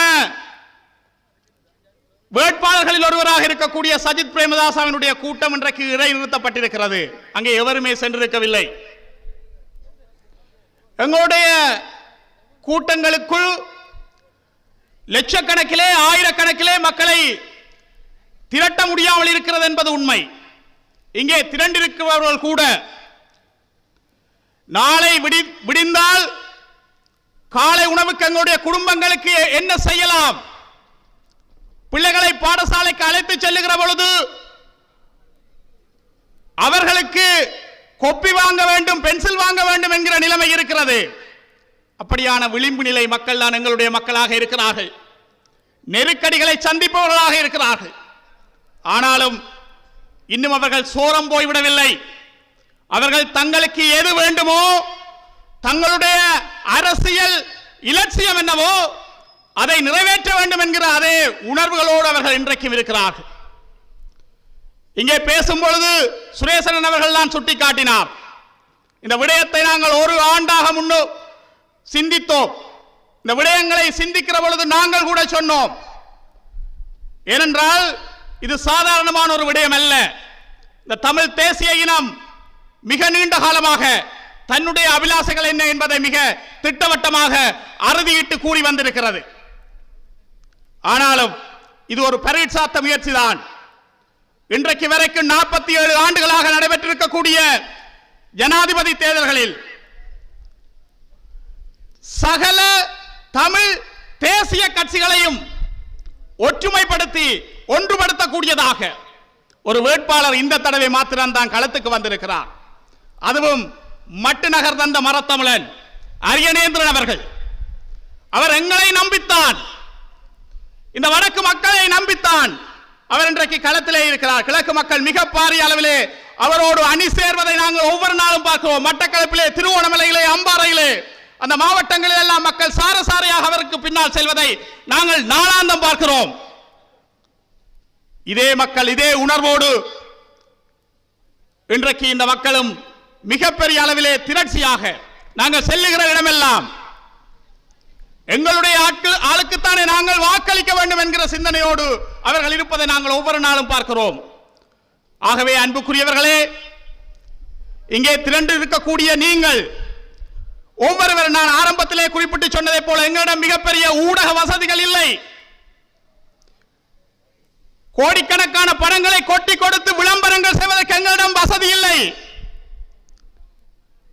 யாரும் நல்லெண்ணம் கொண்டவர்கள் எங்களுக்கு தருகிற ஒரு சொற்ப பணத்தை வைத்து பேசிக் கொண்டிருந்த பொழுது நிரோ சொன்னார், இன்றைக்கு கூட பிரசாரம் செய்கிற பொழுது தங்களுடைய பொக்கெட்டுக்குள் இருந்து, எங்களுடைய பொக்கெட்டுக்குள் இருந்து நாங்கள் செலவழிக்க வேண்டியவர்களாக நாங்கள் இருக்கிறோம். இதுதான் உண்மை நிலைமையாக இருக்கிறது. ஆனபடியால் எங்களிடம் மிகப்பெரிய அளவிலே விளம்பர வசதிகள் இல்லை.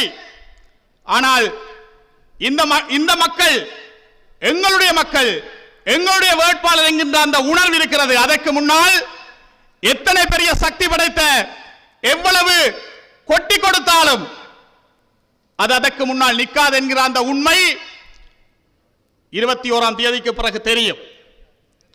எங்களுடைய மக்களுக்கு ஒரு மிகப்பெரிய ஒரு சந்தர்ப்பம் கிடைத்திருக்கிறது. தமிழ் தேசிய கட்சிகள் சிதறுண்டு போய் இருக்கிறார்கள்.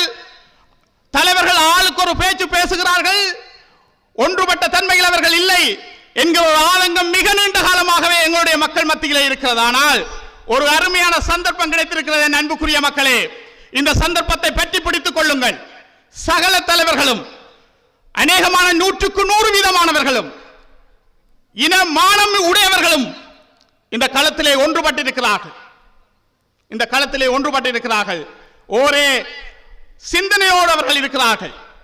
இந்த சந்தர்ப்பத்தில் இந்த பொது வேட்பாளர் என்கிற விடயத்தை நீங்கள் எத்தனை தூரம் பலப்படுத்துகிறீர்கள் என்பதை வைத்து, இது இந்த தேர்தல் காலத்தோடு முடிந்து போகிற விடயம் அல்ல, அடுத்த தேர்தல்களோடு முடிந்து போகிற விடயம் அல்ல, வெறுமனே தேர்தல்களுக்கான விடயமே அல்ல. இது எங்களுடைய பிரச்சனைகள் தொடர்பாக, எங்களுடைய விடயங்கள் தொடர்பாக ஒரு காலத்தில் எங்களுக்கு மிகப்பெரிய நெருக்கடி சூழ்ந்திருக்கிறது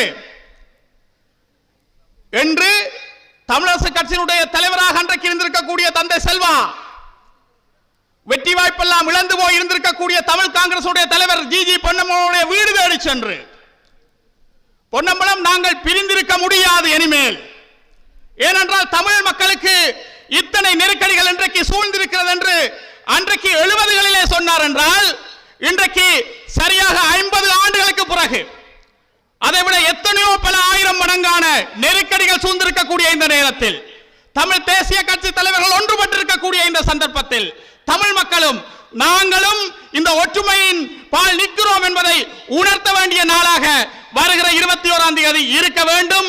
அதை நாங்கள் ஒவ்வொருவரும் சேர்ந்து சாதிக்க வேண்டும் என்று கேட்டு இந்த நல்ல சந்தர்ப்பத்தை வழங்கிய உங்கள் அனைவருக்கும் நன்றி கூறி விடைபெறுகிறேன். நன்றி.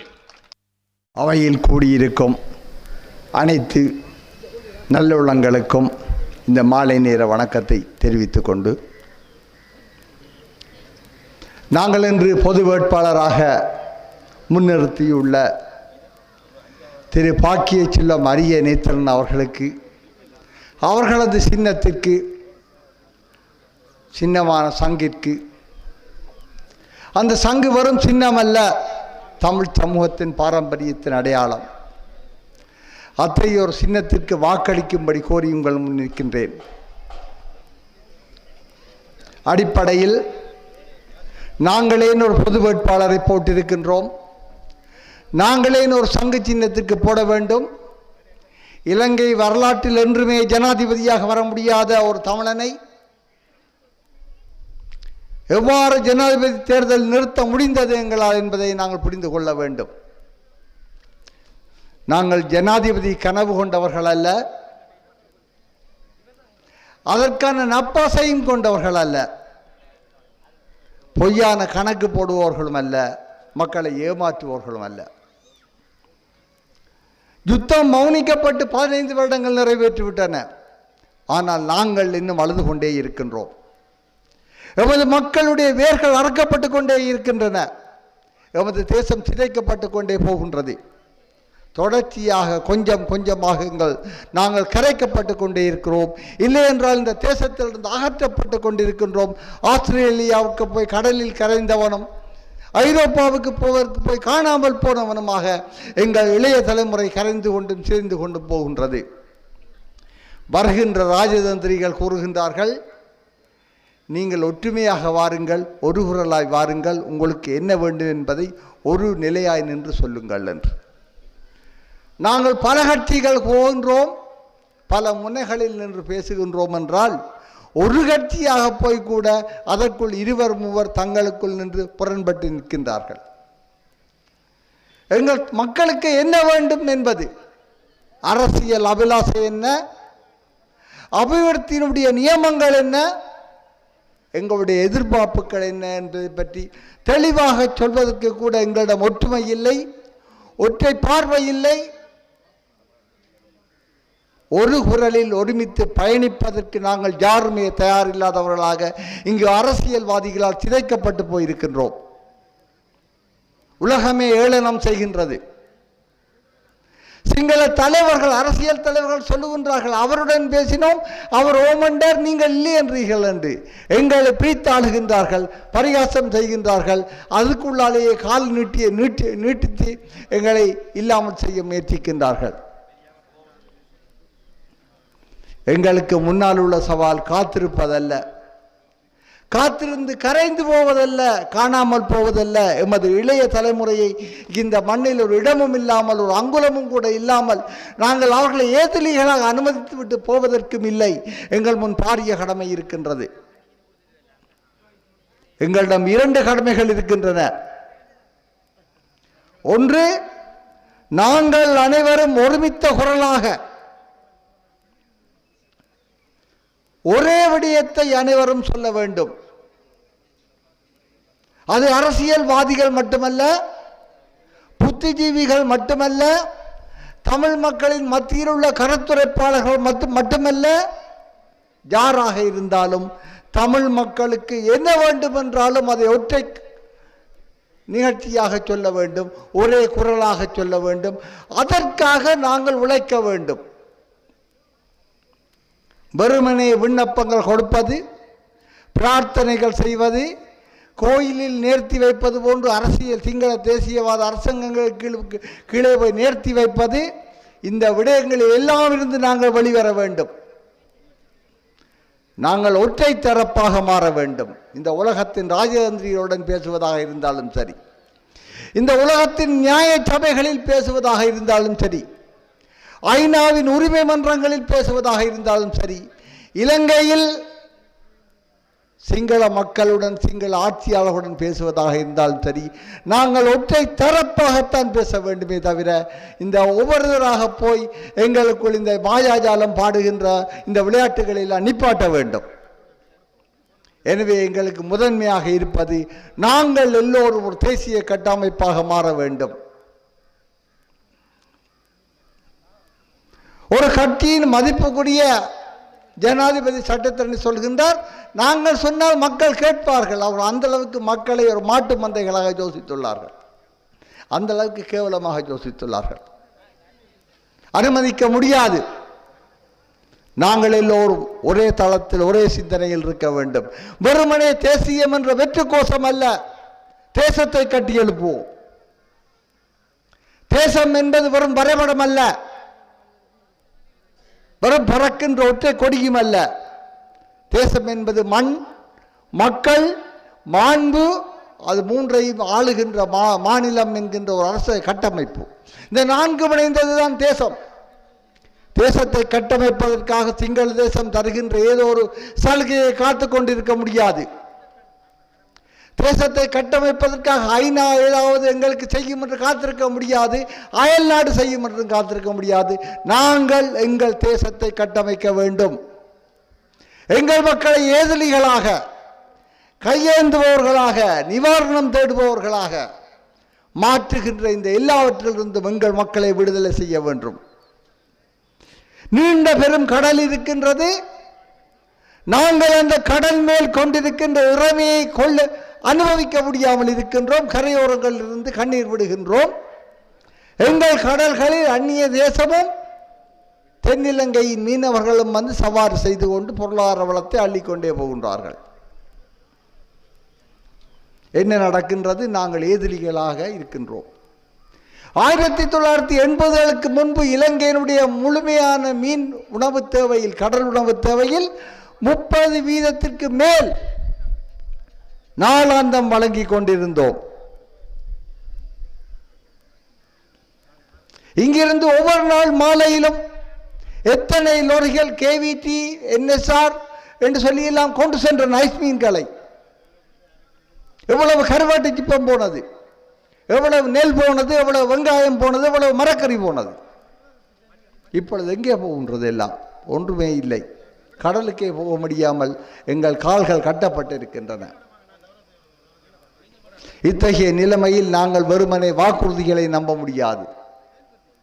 எனவே நாங்கள் ஒற்றை தளமாக வரும் அரசியல், எங்களுடைய செல்நெறி எது என்பதை தீர்மானிக்க வேண்டும். அரசியல் செல்நெறி மட்டுமல்ல, எங்களுடைய அபிவிருத்தி செல்நெறியும் எப்படி போவது என்பதை தீர்மானிக்க வேண்டும். நாங்கள் தான் எங்களுக்கான திசையை கட்டமைக்க வேண்டும். காத்திருக்க முடியாது. அது முதலாவது பணி. அதற்காக நாங்கள் அனைவரும் ஒன்று திரள வேண்டும். ஒன்று திரளுவதற்கான முதல் படியாகத்தான் இந்த குடிசார் சமூகம் அனைத்தும் ஒன்று திரண்டது. அரசியல் கட்சிகள் எல்லாரையும் அனைத்தும் ஒன்று திரண்டது. தமிழரசு கட்சி உள்ளுக்குள் வரவில்லை என்பது அவர்கள் சொல்லுவது. அவர்கள் பாதிக்கு மேல் எங்களுடன் நிற்கின்றார்கள் என்பது உண்மை.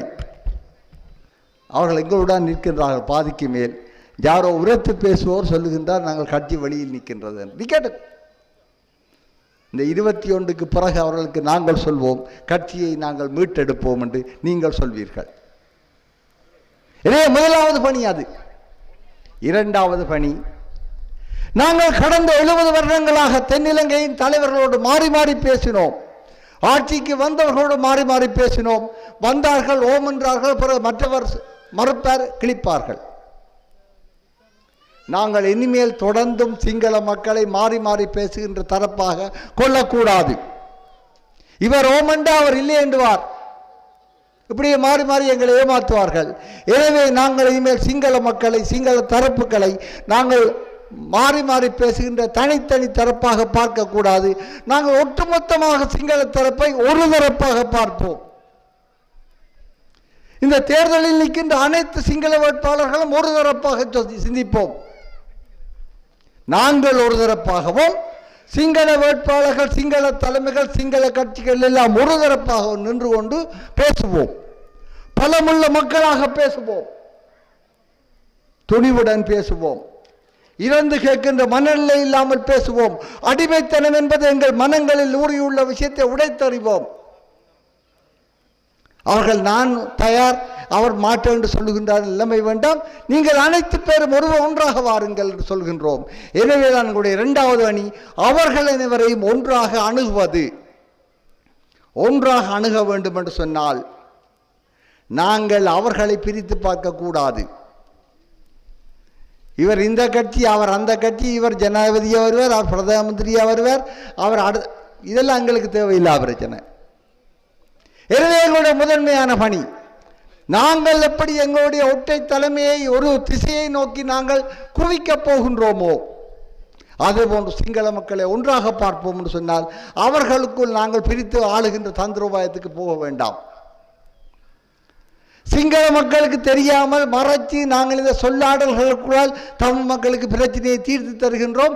அது சமஷ்டி என்று சொல்ல இல்லை, ஆனால் சமஷ்டியில் உள்ள எல்லா விஷயங்களையும் உங்களுக்கு தருகின்றோம் என்று சொல்லுகின்ற இந்த மாயாஜாலங்களுக்கு எங்களுக்கு வேண்டாம். சிங்கள மக்களுக்கு தெளிவாக புரியக்கூடிய மொழியில் தான் எங்களோடு பேச வேண்டும். சிங்கள மக்களை ஏமாற்றிக் கொண்டு இந்த அரசியல்வாதிகள் எங்களுக்கு ஏதாவது செய்வதாக சொன்னால் அது வேண்டாம். எங்களை ஏமாற்ற வேண்டாம். நாங்கள் ஏமாறவும் தயாராக இல்லை. அதே போன்று தமிழ் மக்களுக்கும் தரகு அரசியல் செய்கின்ற தனிநபர்கள் போய் பேசிவிட்டு நாங்கள் அது பேசியுள்ளோம், இது பேசியுள்ளோம், அதுக்கு ஓமன் இருக்கிறார்கள், இதுக்கு இப்படி சொல்லியிருக்கின்றார்கள், அதுக்கு அப்படி சொல்வார்கள், இந்த கதையெல்லாம் இனி வேண்டாம். இனி பொது வழியில் பகிரங்கமாக பேசுவோம். நாங்கள் யாருடன் என்ன பேச போகின்றோம் என்பது. அதே போன்று சிங்கள தரப்பிலையும் நாங்கள் சொல்லுவோம், சிங்கள மக்களோடு பகிரங்கமாக வெளிப்படையாக பேசுவோம். சிங்கள அரசியல்வாதிகள் எல்லோரையும் ஒருமித்த பார்வையில் பார்ப்போம். அப்படியானால் இந்த முறை நீங்கள் பொது வேட்பாளருடைய சின்னமான சங்கிற்கு போடும் அதே வேளையில் சிங்கள வேட்பாளர்களை பிரித்து பார்க்காதீர்கள். அவர்களில் இவருக்கா அவருக்கா போடுவது என்று தடுமாறாதீர்கள். சங்குக்கு மட்டும் போடுங்கள். நீங்கள் போட வேண்டிய சங்குக்கு மட்டும்தான். மற்றவர்களில் நீங்கள் நல்லது கூடாது ஒட்டை இரட்டை ஒன்றுமே வேண்டாம். அவர்கள் எல்லாரும் ஒரு திசையில் இருக்கட்டுக்கும், ஒரு தளத்தில் இருக்கட்டுக்கும். எங்களுடைய இனப்பிரச்சனை, இலங்கையின் தேசிய இன பிரச்சனை தீர்ப்பதற்கு நீங்கள் எல்லாரும் ஒருமித்து முடிவெடுத்துட்டு வாருங்கள். எங்களுடன் நாங்கள் ஒருமித்து வருகின்றோம், பேசுவோம் என்பதை செப்டம்பர் 21 பிரகடனம் செய்வோம். இங்கு பாக்கிய செல்வம் அரியநேத்திரன் ஒரு குறியீடாக முன் வந்திருக்கின்றார். எங்களுடைய இந்த கோட்பாட்டின் ஒற்றுமையின் சின்னமாக வந்திருக்கின்றார். அவர் 21க்கு பின்பு ஜனாதிபதியாக வருவதில்லை, தமிழர் தலைவராக ஒற்றை தலைவராக வருவதும் இல்லை. நாங்கள் எல்லோரும் சேர்ந்து ஒரு கூட்டு தலைமையை உருவாக்கப் போகின்றோம். இந்த சமூகத்தில் ஊடுருவியுள்ள அத்தனை சமூக சீரழிவுகளை எப்படி கையாளுவது என்பதை நாங்களே மக்களை தீர்மானிப்போம். எங்களிடம் நிரம்ப பணிகள் உண்டு, நாங்கள் செய்ய வேண்டும். ஆனால் முதன்மையாக இன்றுள்ள பணி செப்டம்பர் 21 இந்த சங்கு சின்னத்திற்கு மட்டும் வாக்களிக்கின்றதற்கு நாங்கள் எல்லோரும் எங்களை தயார்படுத்த வேண்டும். எந்த தடுமாற்றமும் வேண்டாம். நிரம்ப காசுகள் விளையாடுகின்றன, நிரம்ப வாக்குறுதிகள் விளையாடுகின்றன. நாங்கள் வந்தால் உங்களுக்கு வாசிய சாலை கட்டித் தருவோம், விளையாட்டு மைதானம் கட்டித் தருவோம், பந்து வேண்டி தருவோம், எல்லாம் வேண்டி தருவோம். வேண்டுங்கள், கேட்டு வேண்டுங்கள், வேண்டி வேண்டி வேண்டி உங்களோட வேலையை செய்யுங்கள். ஆனால் விலை போகாதீர்கள். ஏனெனில் அவர்கள் உங்களுக்கு ஏதாவது காசு தர முற்பட்டால் அவர்களுடைய பரம்பரை சொத்திலிருந்து தரவில்லை, இந்த தேசத்தை கொள்ளையடித்த நிதியில் இருந்து தான் தருகின்றார்கள். அவர்கள் உழைத்து எங்காவது வேலை செய்து உழைத்து சம்பளம் எடுத்து மிச்சம் பிடித்து உங்களுக்கு தரவில்லை. எனவே தரக்கூடியது தருவோம் சொல்லுவதெல்லாம் வேண்டுங்கள், எலெக்ஷனுக்கு முன்னுக்கே வேண்டுங்கள். ஆனால் தடுமாறாதீர்கள். சங்குக்கு மட்டும் நாங்கள் தமிழ் மக்கள் ஓரணியாக திரளுகின்றோம். நீங்கள் உங்களுக்குள் நாங்கள் பிரிவினை வைக்கவில்லை. உங்களில் யார் நல்லவன், யார் கெட்டவன், யார் கெட்டிக்காரன், யார் கெட்டித்தனம் குறைந்தவன், யார் என்ற நாங்கள் பார்க்கவில்லை. உங்களை எல்லாம் விடுகின்றோம். ஒட்டுமொத்தமாக நீங்கள் உங்களோட வழியில் நீங்கள் யார் ஒரு ஆள் ஜனாதிபதியாக வாருங்கள். நாங்கள் எங்களோட வழியில் ஒரு தேசிய கட்டமைப்பாக வருகின்றோம். இந்த தேசத்திற்கான எதிர்காலம் என்ன என்பதை நாங்கள் சொல்லுகின்றோம். எங்களுக்காக நீங்கள் சிங்கள மக்கள் சார்பில் வெளிப்படையாக எங்களுடன் பேசுங்கள். நாங்கள் ஓமன் சொல்லுகின்றோம், மக்கள் விடுகின்றார்கள் என்ற நியாயம் எல்லாம் எங்களுக்கு தேவையில்லை, அது ஏற்கவும் தயாராக இல்லை என்பதை நாங்கள் தெளிவாக பேசுவோம். எனவே அந்த வகையில் செப்டம்பர் 21 விடியும் போது நீங்கள் மட்டுமல்ல, உங்கள் குடும்பத்தவர்களும், உங்கள் அயலவர்களும், உங்கள் ஊரவர்களும், உங்கள் நண்பர்களும், உங்கள் சுற்றுச்சூழலும் அனைத்து பேரை அழைத்து கொண்டு போவது உங்களுடைய கடமை. இதில் எந்த விதமான சந்தேகங்களும் இல்லை. நீங்கள் போவீர்கள், நீங்கள் பிரகடனம் செய்ய போகின்றீர்கள். தமிழர் தேசத்திற்கான எதிர்காலத்தை நாங்கள் இது ஒற்றுமையாய் சொல்லுகின்றோம்.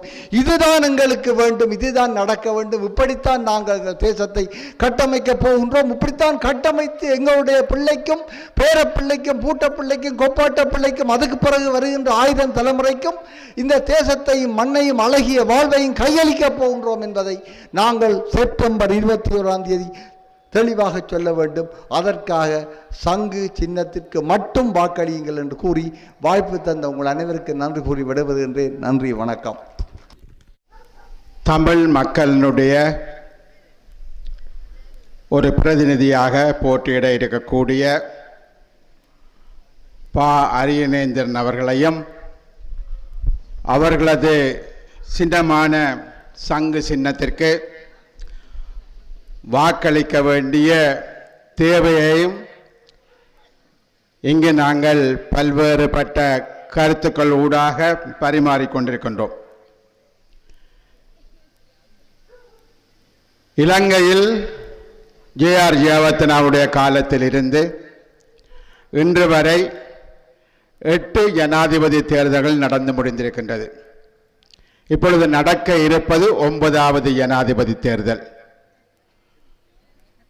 இந்த ஜனாதிபதி தேர்தலில் தமிழர்கள் சிறுபான்மை தேசிய இனமாக இருக்கக்கூடிய தமிழரோ முஸ்லிம்களோ யாரும் இலகுவில் வென்று ஒரு ஜனாதிபதியாக முடியாது. ஏனென்று சொன்னால் சிங்கள மக்கள் மத்தியிலிருந்து, பெரும்பான்மை மக்கள் மத்தியிலிருந்து ஒரு ஜனாதிபதிக்கான வாக்குகளை தமிழ் மக்கள் பெற்றுக்கொள்ளவும் முடியாது. ஆகவே எல்லோரும் என்ன எதிர்பார்க்கிறார்கள் என்றால், தமிழர்கள் சிங்களவர்களுக்கு வாக்களிக்க வேண்டும், நாங்கள் யாரும் தேர்தலில் போட்டியிடக்கூடாது, போட்டியிட்டால் அது ஒரு விஷ பரீட்சை, போட்டியிடுவது என்பது தேவையற்ற விடயம்.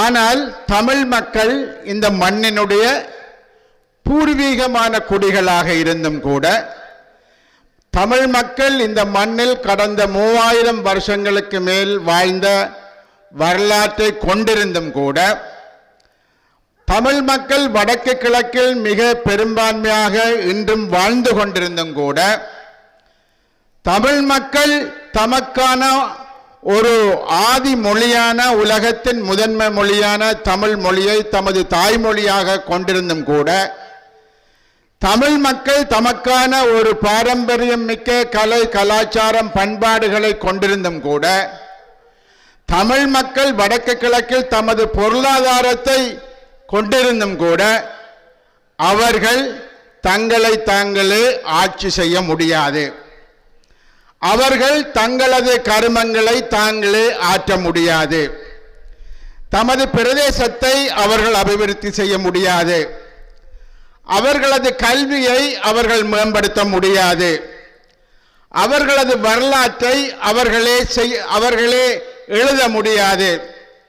சிங்கள தரப்பில் இருந்த வரலாற்றை தான் நாங்கள் படிக்க வேண்டும், சிங்கள ஆட்சியாளர்கள் சொல்கிற அபிவிருத்தியைத்தான் நாங்கள் செய்ய வேண்டும். இதுதான் இன்றைய நடைமுறையாக இருக்கின்றது. இவை மாற்றப்பட வேண்டும். தமிழ் மக்கள் இந்த மண்ணில் தலை நிமிர்ந்து வாழ வேண்டும். இது நாங்கள் 2ஆம் பட்சமான பிரசைகள் கிடையாது. இந்த மண்ணுக்கு நாங்கள் சொந்தக்காரர். இன்று நேற்று அல்ல, பல ஆயிரக்கணக்கான வருஷங்களாக இந்த மண்ணுக்கு நாங்கள் சொந்தக்காரர். ஆகவே இங்கு வாழ்வதற்கும், நம்மை நாமே ஆள்வதற்கும், நமது காரியங்களை நாங்களே செய்வதற்கும் எங்களுக்கு முழு உரித்தும் இருக்கின்றது. ஆனால் அந்த உரித்துக்கள் மறுக்கப்பட்டு கொண்டே இருக்கின்றது. இந்த யுத்தத்துக்கு பிற்பாடு நாங்கள் பார்ப்போமாக இருந்தால், ஏற்கனவே சொன்னார்கள், வடக்கு கிழக்கு மாகாணங்களில் ஒரு 200 சொச்ச புராதன இடங்கள் பௌத்த பிக்குகளால் அடையாளம் காணப்பட்டது. புராதன இடங்கள் என்றால் அது புராதன இடங்களாக பாதுகாக்கப்பட வேண்டும். ஆனால் அந்த புராதன இடங்களை அவர்கள் அடையாளம் கண்டு என்ன செய்கிறார்கள் என்றால், அந்த புராதன இடங்களில் புத்த கோயில்களை கட்டுகிறார்கள். அந்த புராதன இடங்களை சுற்றி வர ஆயிரக்கணக்கான ஏக்கர் நிலங்களை பறிமுதல் செய்கிறார்கள். தமிழ் மக்கள் அந்த மண்ணில் இருந்து விரட்டப்படுகிறார்கள். அங்கு இருக்கக்கூடிய சைவ கோயில்கள் இடிக்கப்படுகிறது. இந்த நிலைமையை இந்த யுத்தத்துக்கு பிற்பாடு வந்த பிரதமர்கள், ஜனாதிபதிகள், அமைச்சர்கள் அனைவருக்கும் சொன்னாலும் கூட இன்றும் அது நடைபெற்றுக் கொண்டிருக்கிறது. ஆகவே இன்று நாங்கள் இந்த ஜனாதிபதி தேர்தலில் போட்டியிடுகிறோம் என்றால் அதுக்கு ஒரே ஒரு காரணம் தான் இருக்கிறது என்றால், இலங்கை அரசாங்கம் எங்கள் இந்த யுத்தம் முடிந்து 15 வருஷமாகியும் கூட தமிழ் தேசிய இன பிரச்சனை என்பதற்கு அவர்கள் தீர்வு காண்பதற்கு தயாராக இல்லை என்பதுதான். கடந்து முடிந்த யுத்தத்தில் நாங்கள் 3 லட்சத்துக்கு மேற்பட்ட மக்களை நாங்கள் இந்த மண்ணில் இழந்திருக்கின்றோம். 60,000 70,000 போராளிகளை, அவர்கள் எல்லா இயக்கங்களையும் சேர்ந்த போராளிகளை நாங்கள் இழந்திருக்கின்றோம். 15 லட்சம் மக்கள் இந்த மண்ணை விட்டு வெளியேறி இருக்கிறார்கள். அந்த மக்கள் இந்த மண்ணில் இருந்தால் இன்று நாங்கள் 30-35 லட்சத்துக்கு மேற்பட்ட ஒரு மக்கள் கூட்டமாக நாங்கள் இருப்போம். ஆனால் இன்று நாங்கள் சரி அரைவாசியாக இங்கு குறைந்திருக்கின்றோம். சரி அரைவாசியாக குறைந்ததன் காரணமாக பல்கலைக்கழகங்களில் எமது இடங்களை நாங்கள் இழந்திருக்கின்றோம். பாராளுமன்றத்தில் எமது இடங்களை நாங்கள் இழந்திருக்கின்றோம். பல்வேறுபட்ட தொழில்களிலும் நாங்கள் எங்களது இடங்களை இழந்திருக்கின்றோம். ஆகவே இந்த யுத்தத்துக்கு நாங்கள் கொடுத்த விலை என்பது மிக மிக அதிகமான விலையை கொடுத்திருக்கிறோம். ஏன் நாங்கள் ஒரு யுத்தம் புரிய வேண்டி வந்தது? எங்களை ஒரு யுத்தம் புரிகிற நிலைமைக்கு இலங்கை அரசாங்கங்கள் எங்களை கொண்டு வந்தன. எங்களது உரிமைகள் அனைத்தும் மறுதளிக்கப்பட்டது. எமது உரிமைகளை வெல்வதை தவிர எங்களுக்கு மாற்று வழி இருக்கவில்லை. அந்த உரிமைகளை வெல்வதற்கு ஆயுத போராட்டம் தேவை என்பதையும் இலங்கை அரசாங்கமே தீர்மானித்தது. எமது அமைதி போராட்டங்கள் சீர்குலைக்கப்பட்டு அவர்கள் கொன்றொழிக்கப்பட்ட பொழுது அதிலிருந்து தற்காப்புக்காக நாங்கள் ஆயுதம் எடுத்து போராட வேண்டியும் ஏற்பட்டது. அதனையும் அவர்கள் தான் உருவாக்கினார்கள். ஆகவே இன்று நாங்கள் ஒரு பொது வேட்பாளரை நிறுத்துகிறோம் என்றால் நாங்கள் விருப்பப்பட்டு இதில் வெல்வோம் என்ற காரணத்துக்காக அல்ல. மாறாக சிங்கள மக்களுக்கும் சிங்கள அரசியல் சமூகத்திற்கு வெளிநாடுகளுக்கு கொழும்பில் இருக்கக்கூடிய ராஜதந்திர மட்டங்களுக்கு நாங்கள் ஒரு சில கருத்துக்களை சொல்ல விரும்புகின்றோம். நாங்கள் பாதிக்கப்பட்ட மக்கள், மிக மிக மோசமாக பாதிக்கப்பட்ட மக்கள். இன்று எமது இருப்பே கேள்விக்குள்ளாக்கப்படுகிறது. இந்த மண்ணில் நாங்கள் தொடர்ந்து வாழ வேண்டும். அதற்கான உரித்துக்கள் எங்களுக்கு வேண்டும். அவை மறுதளிக்கப்பட்டுக் கொண்டிருக்கிறது. இலங்கை அரசாங்கம் இது தொடர்பாக பேசுவதற்கு தயாராக இல்லை. யுத்தம் முடிந்த பொழுது ஒரு விடயத்தை சொன்னார்கள். இந்த நாட்டில் பயங்கரவாதம் ஒழிக்கப்பட்டு விட்டது என்ற ஒரு விடயத்தை சொன்னார்கள். ஆகவே அதுடன் அவருடைய பிரச்சனை முடிந்து விட்டது. தமிழ் மக்களுக்கு ஒரு பிரச்சனை இருக்கிறது என்பதை பற்றி கூட அவர்கள் சிந்திப்பதற்கு தயாராக இல்லை. வெளிநாடுகளை ஏமாற்றுவதற்காக ஒரு சில பேச்சுவார்த்தைகள் நடைபெற்றன. நல்லாட்சி காலம் என்ற ஒரு காலத்தில் ரணில் விக்ரமசிங்கவுடன் 88 முறை ஏதோ புதிய அரசியல் சாசனத்தை கொண்டு வருவதற்காக பேசப்பட்டதாக சுமந்திரன் சொல்வார்.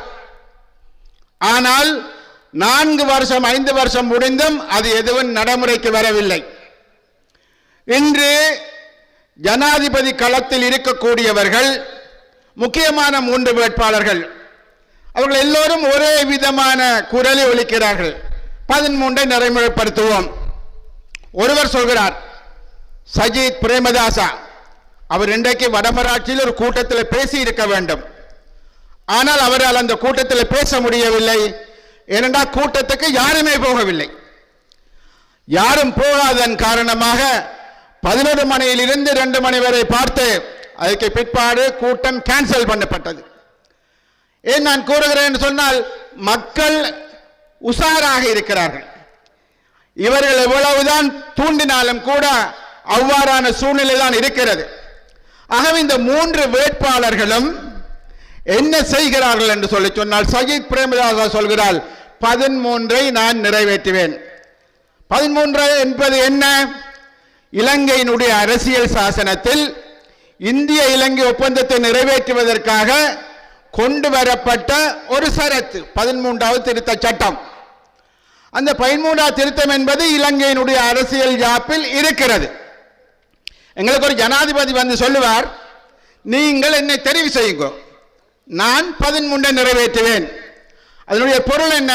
இருக்கிறவர்கள் யாரும் 13 ஒழுங்காக நிறைவேற்றவில்லை. ஒரு அரசியல் சாசனத்தின் மீது சத்திய பிரமாணம் செய்கிறார் ஒரு ஜனாதிபதி.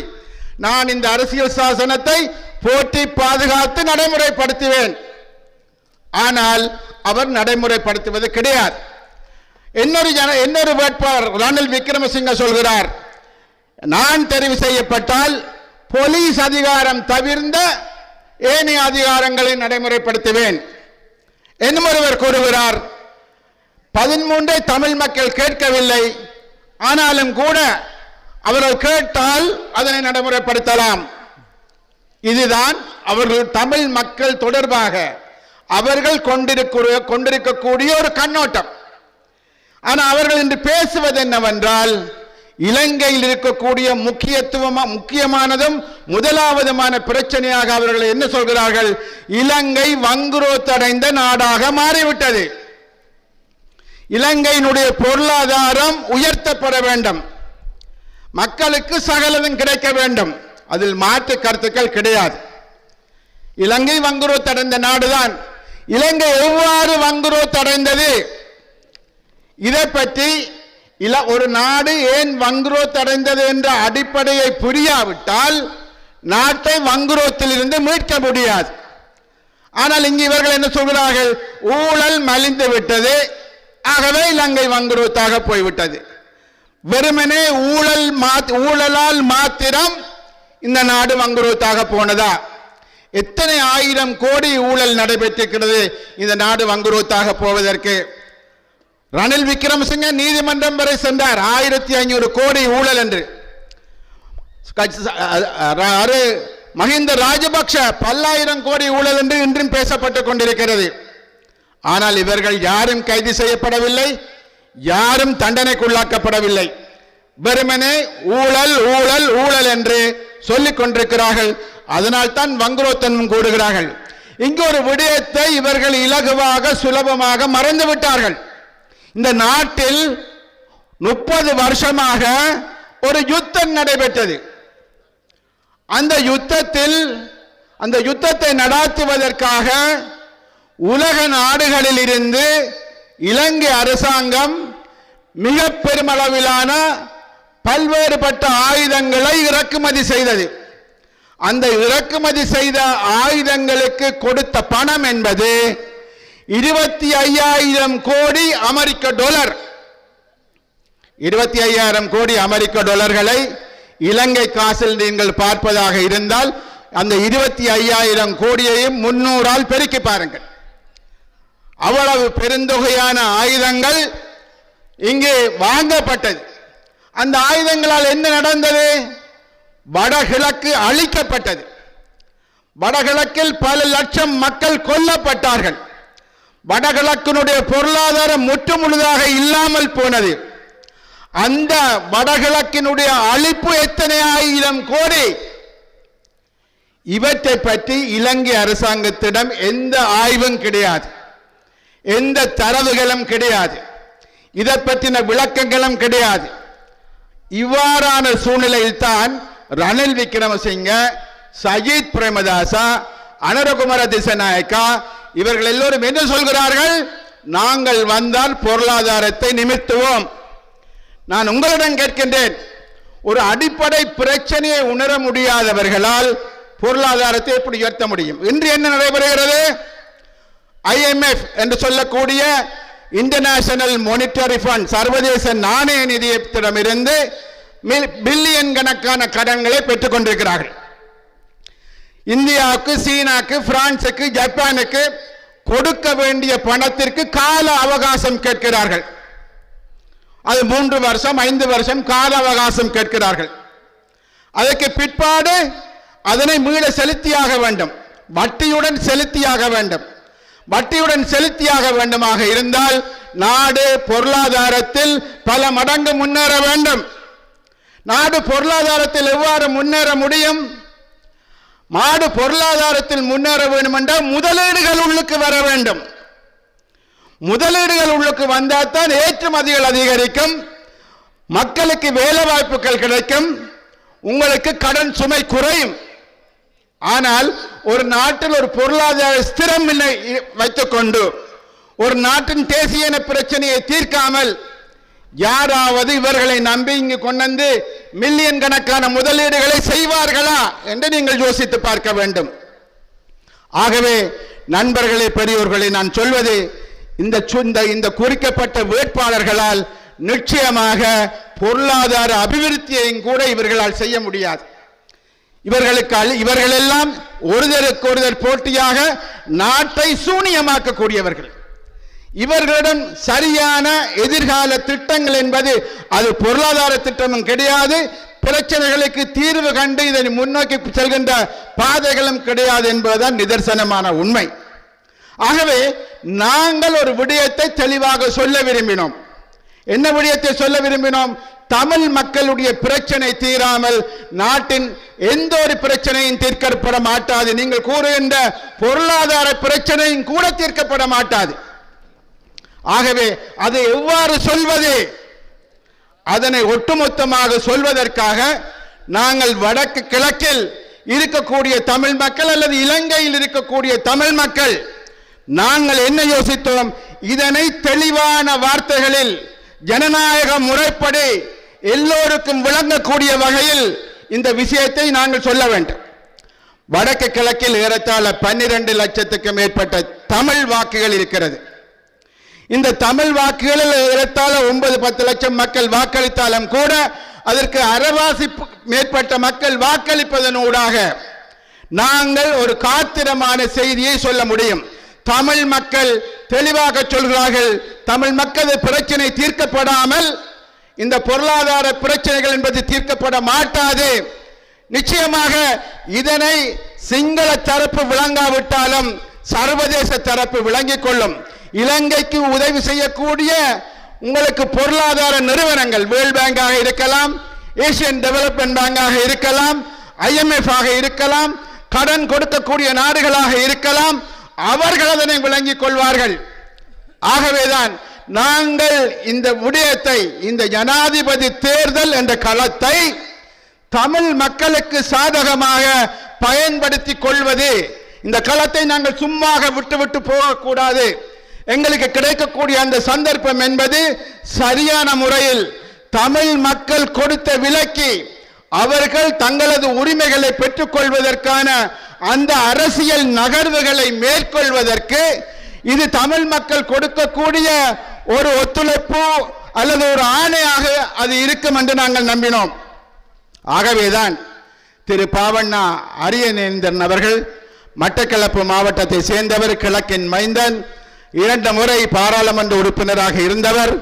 நாங்கள் எல்லோரும் இணைந்து நாங்கள் இதனால் அவருக்கும் அவருக்கு 69 வயசு.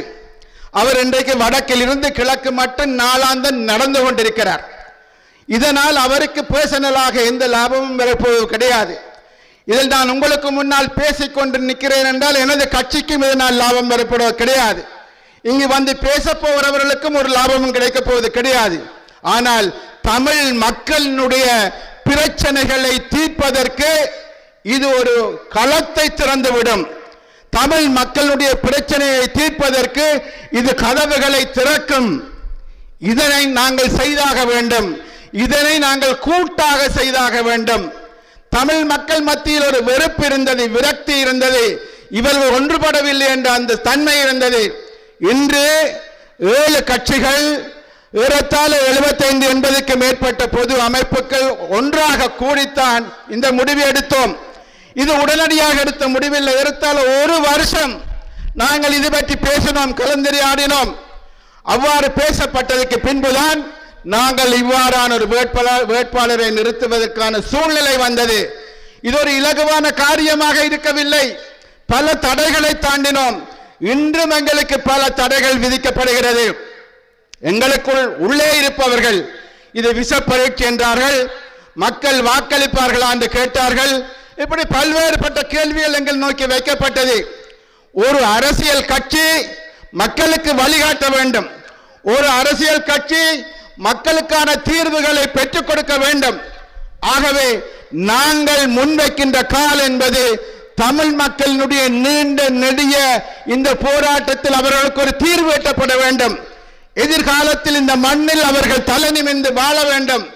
ஆகவேதான் இந்த தேர்தல் என்பது, இந்த ஜனாதிபதி தேர்தல் நாங்கள் போய் ஜனாதிபதி கதிரையில் உட்காருவதற்கல்ல, எமது பிரச்சனையை தீர்ப்பதற்கு நாங்கள் ஒரு களத்தை திறக்கின்றோம். இறுதியாக நாங்கள் முன்னர் நடந்த தேர்தல்களில் இவர்கள் யாரும் நம்மை தேடி வருவது கிடையாது.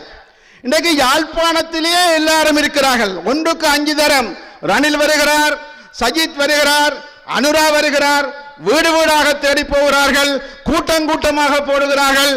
ஏனெல்லாம் நடக்குது? ஒரு பொது வேட்பாளரை நாங்கள் நிறுத்தியதால் இவையெல்லாம் நடந்தது. இந்த பொது வேட்பாளர் மிக அதிகப்படியான வாக்குகளை பெறும் பொழுது தமிழ் மக்கள் பலப்படுவார்கள், தமிழ் தரப்பு என்பது பலப்படும். பேச்சுவார்த்தைக்கு ஒரு பலமான சக்தியாக நாங்கள் போக முடியும். ஆகவே எனது அன்பிற்குரிய மக்களே, சகோதர சகோதரிகளே, நீங்கள் செய்ய வேண்டியது வருகிற 21ஆம் தேதி எல்லோரும் இணைந்து இது விஷப்பரீட்சை என்று சொன்னவர்களை விரட்டி அடிக்கக்கூடிய வகையில் நாங்கள் சங்கு சின்னத்திற்கு வாக்களித்து எமது இந்த கொள்கை நிறைவேறுவதற்காக நீங்கள் அனைவரும் திரண்டு, நாங்கள் 1.2 மில்லியன் 12 லட்சம் மக்கள் வாக்காளர்கள் இருக்கிறார்கள். குறைந்தபட்சம் நாங்கள் 8-10 லட்சம் வாக்குகளை பெற்றுக்கொண்டால் நிச்சயமாக மிக பெரும் பலமான சக்தியாக நாங்கள் எவருடனும் பேச முடியும். அதற்கு உங்கள் கையில் தான், உங்கள் புள்ளடியில் தான் அது தங்கி இருக்கிறது என்று கேட்டு, அந்த வாக்குகளை நீங்கள் அளிக்க வேண்டும் என்று கேட்டு வாய்ப்புக்கு நன்றி கூறி விடைபெறுகிறேன். நன்றி, வணக்கம்.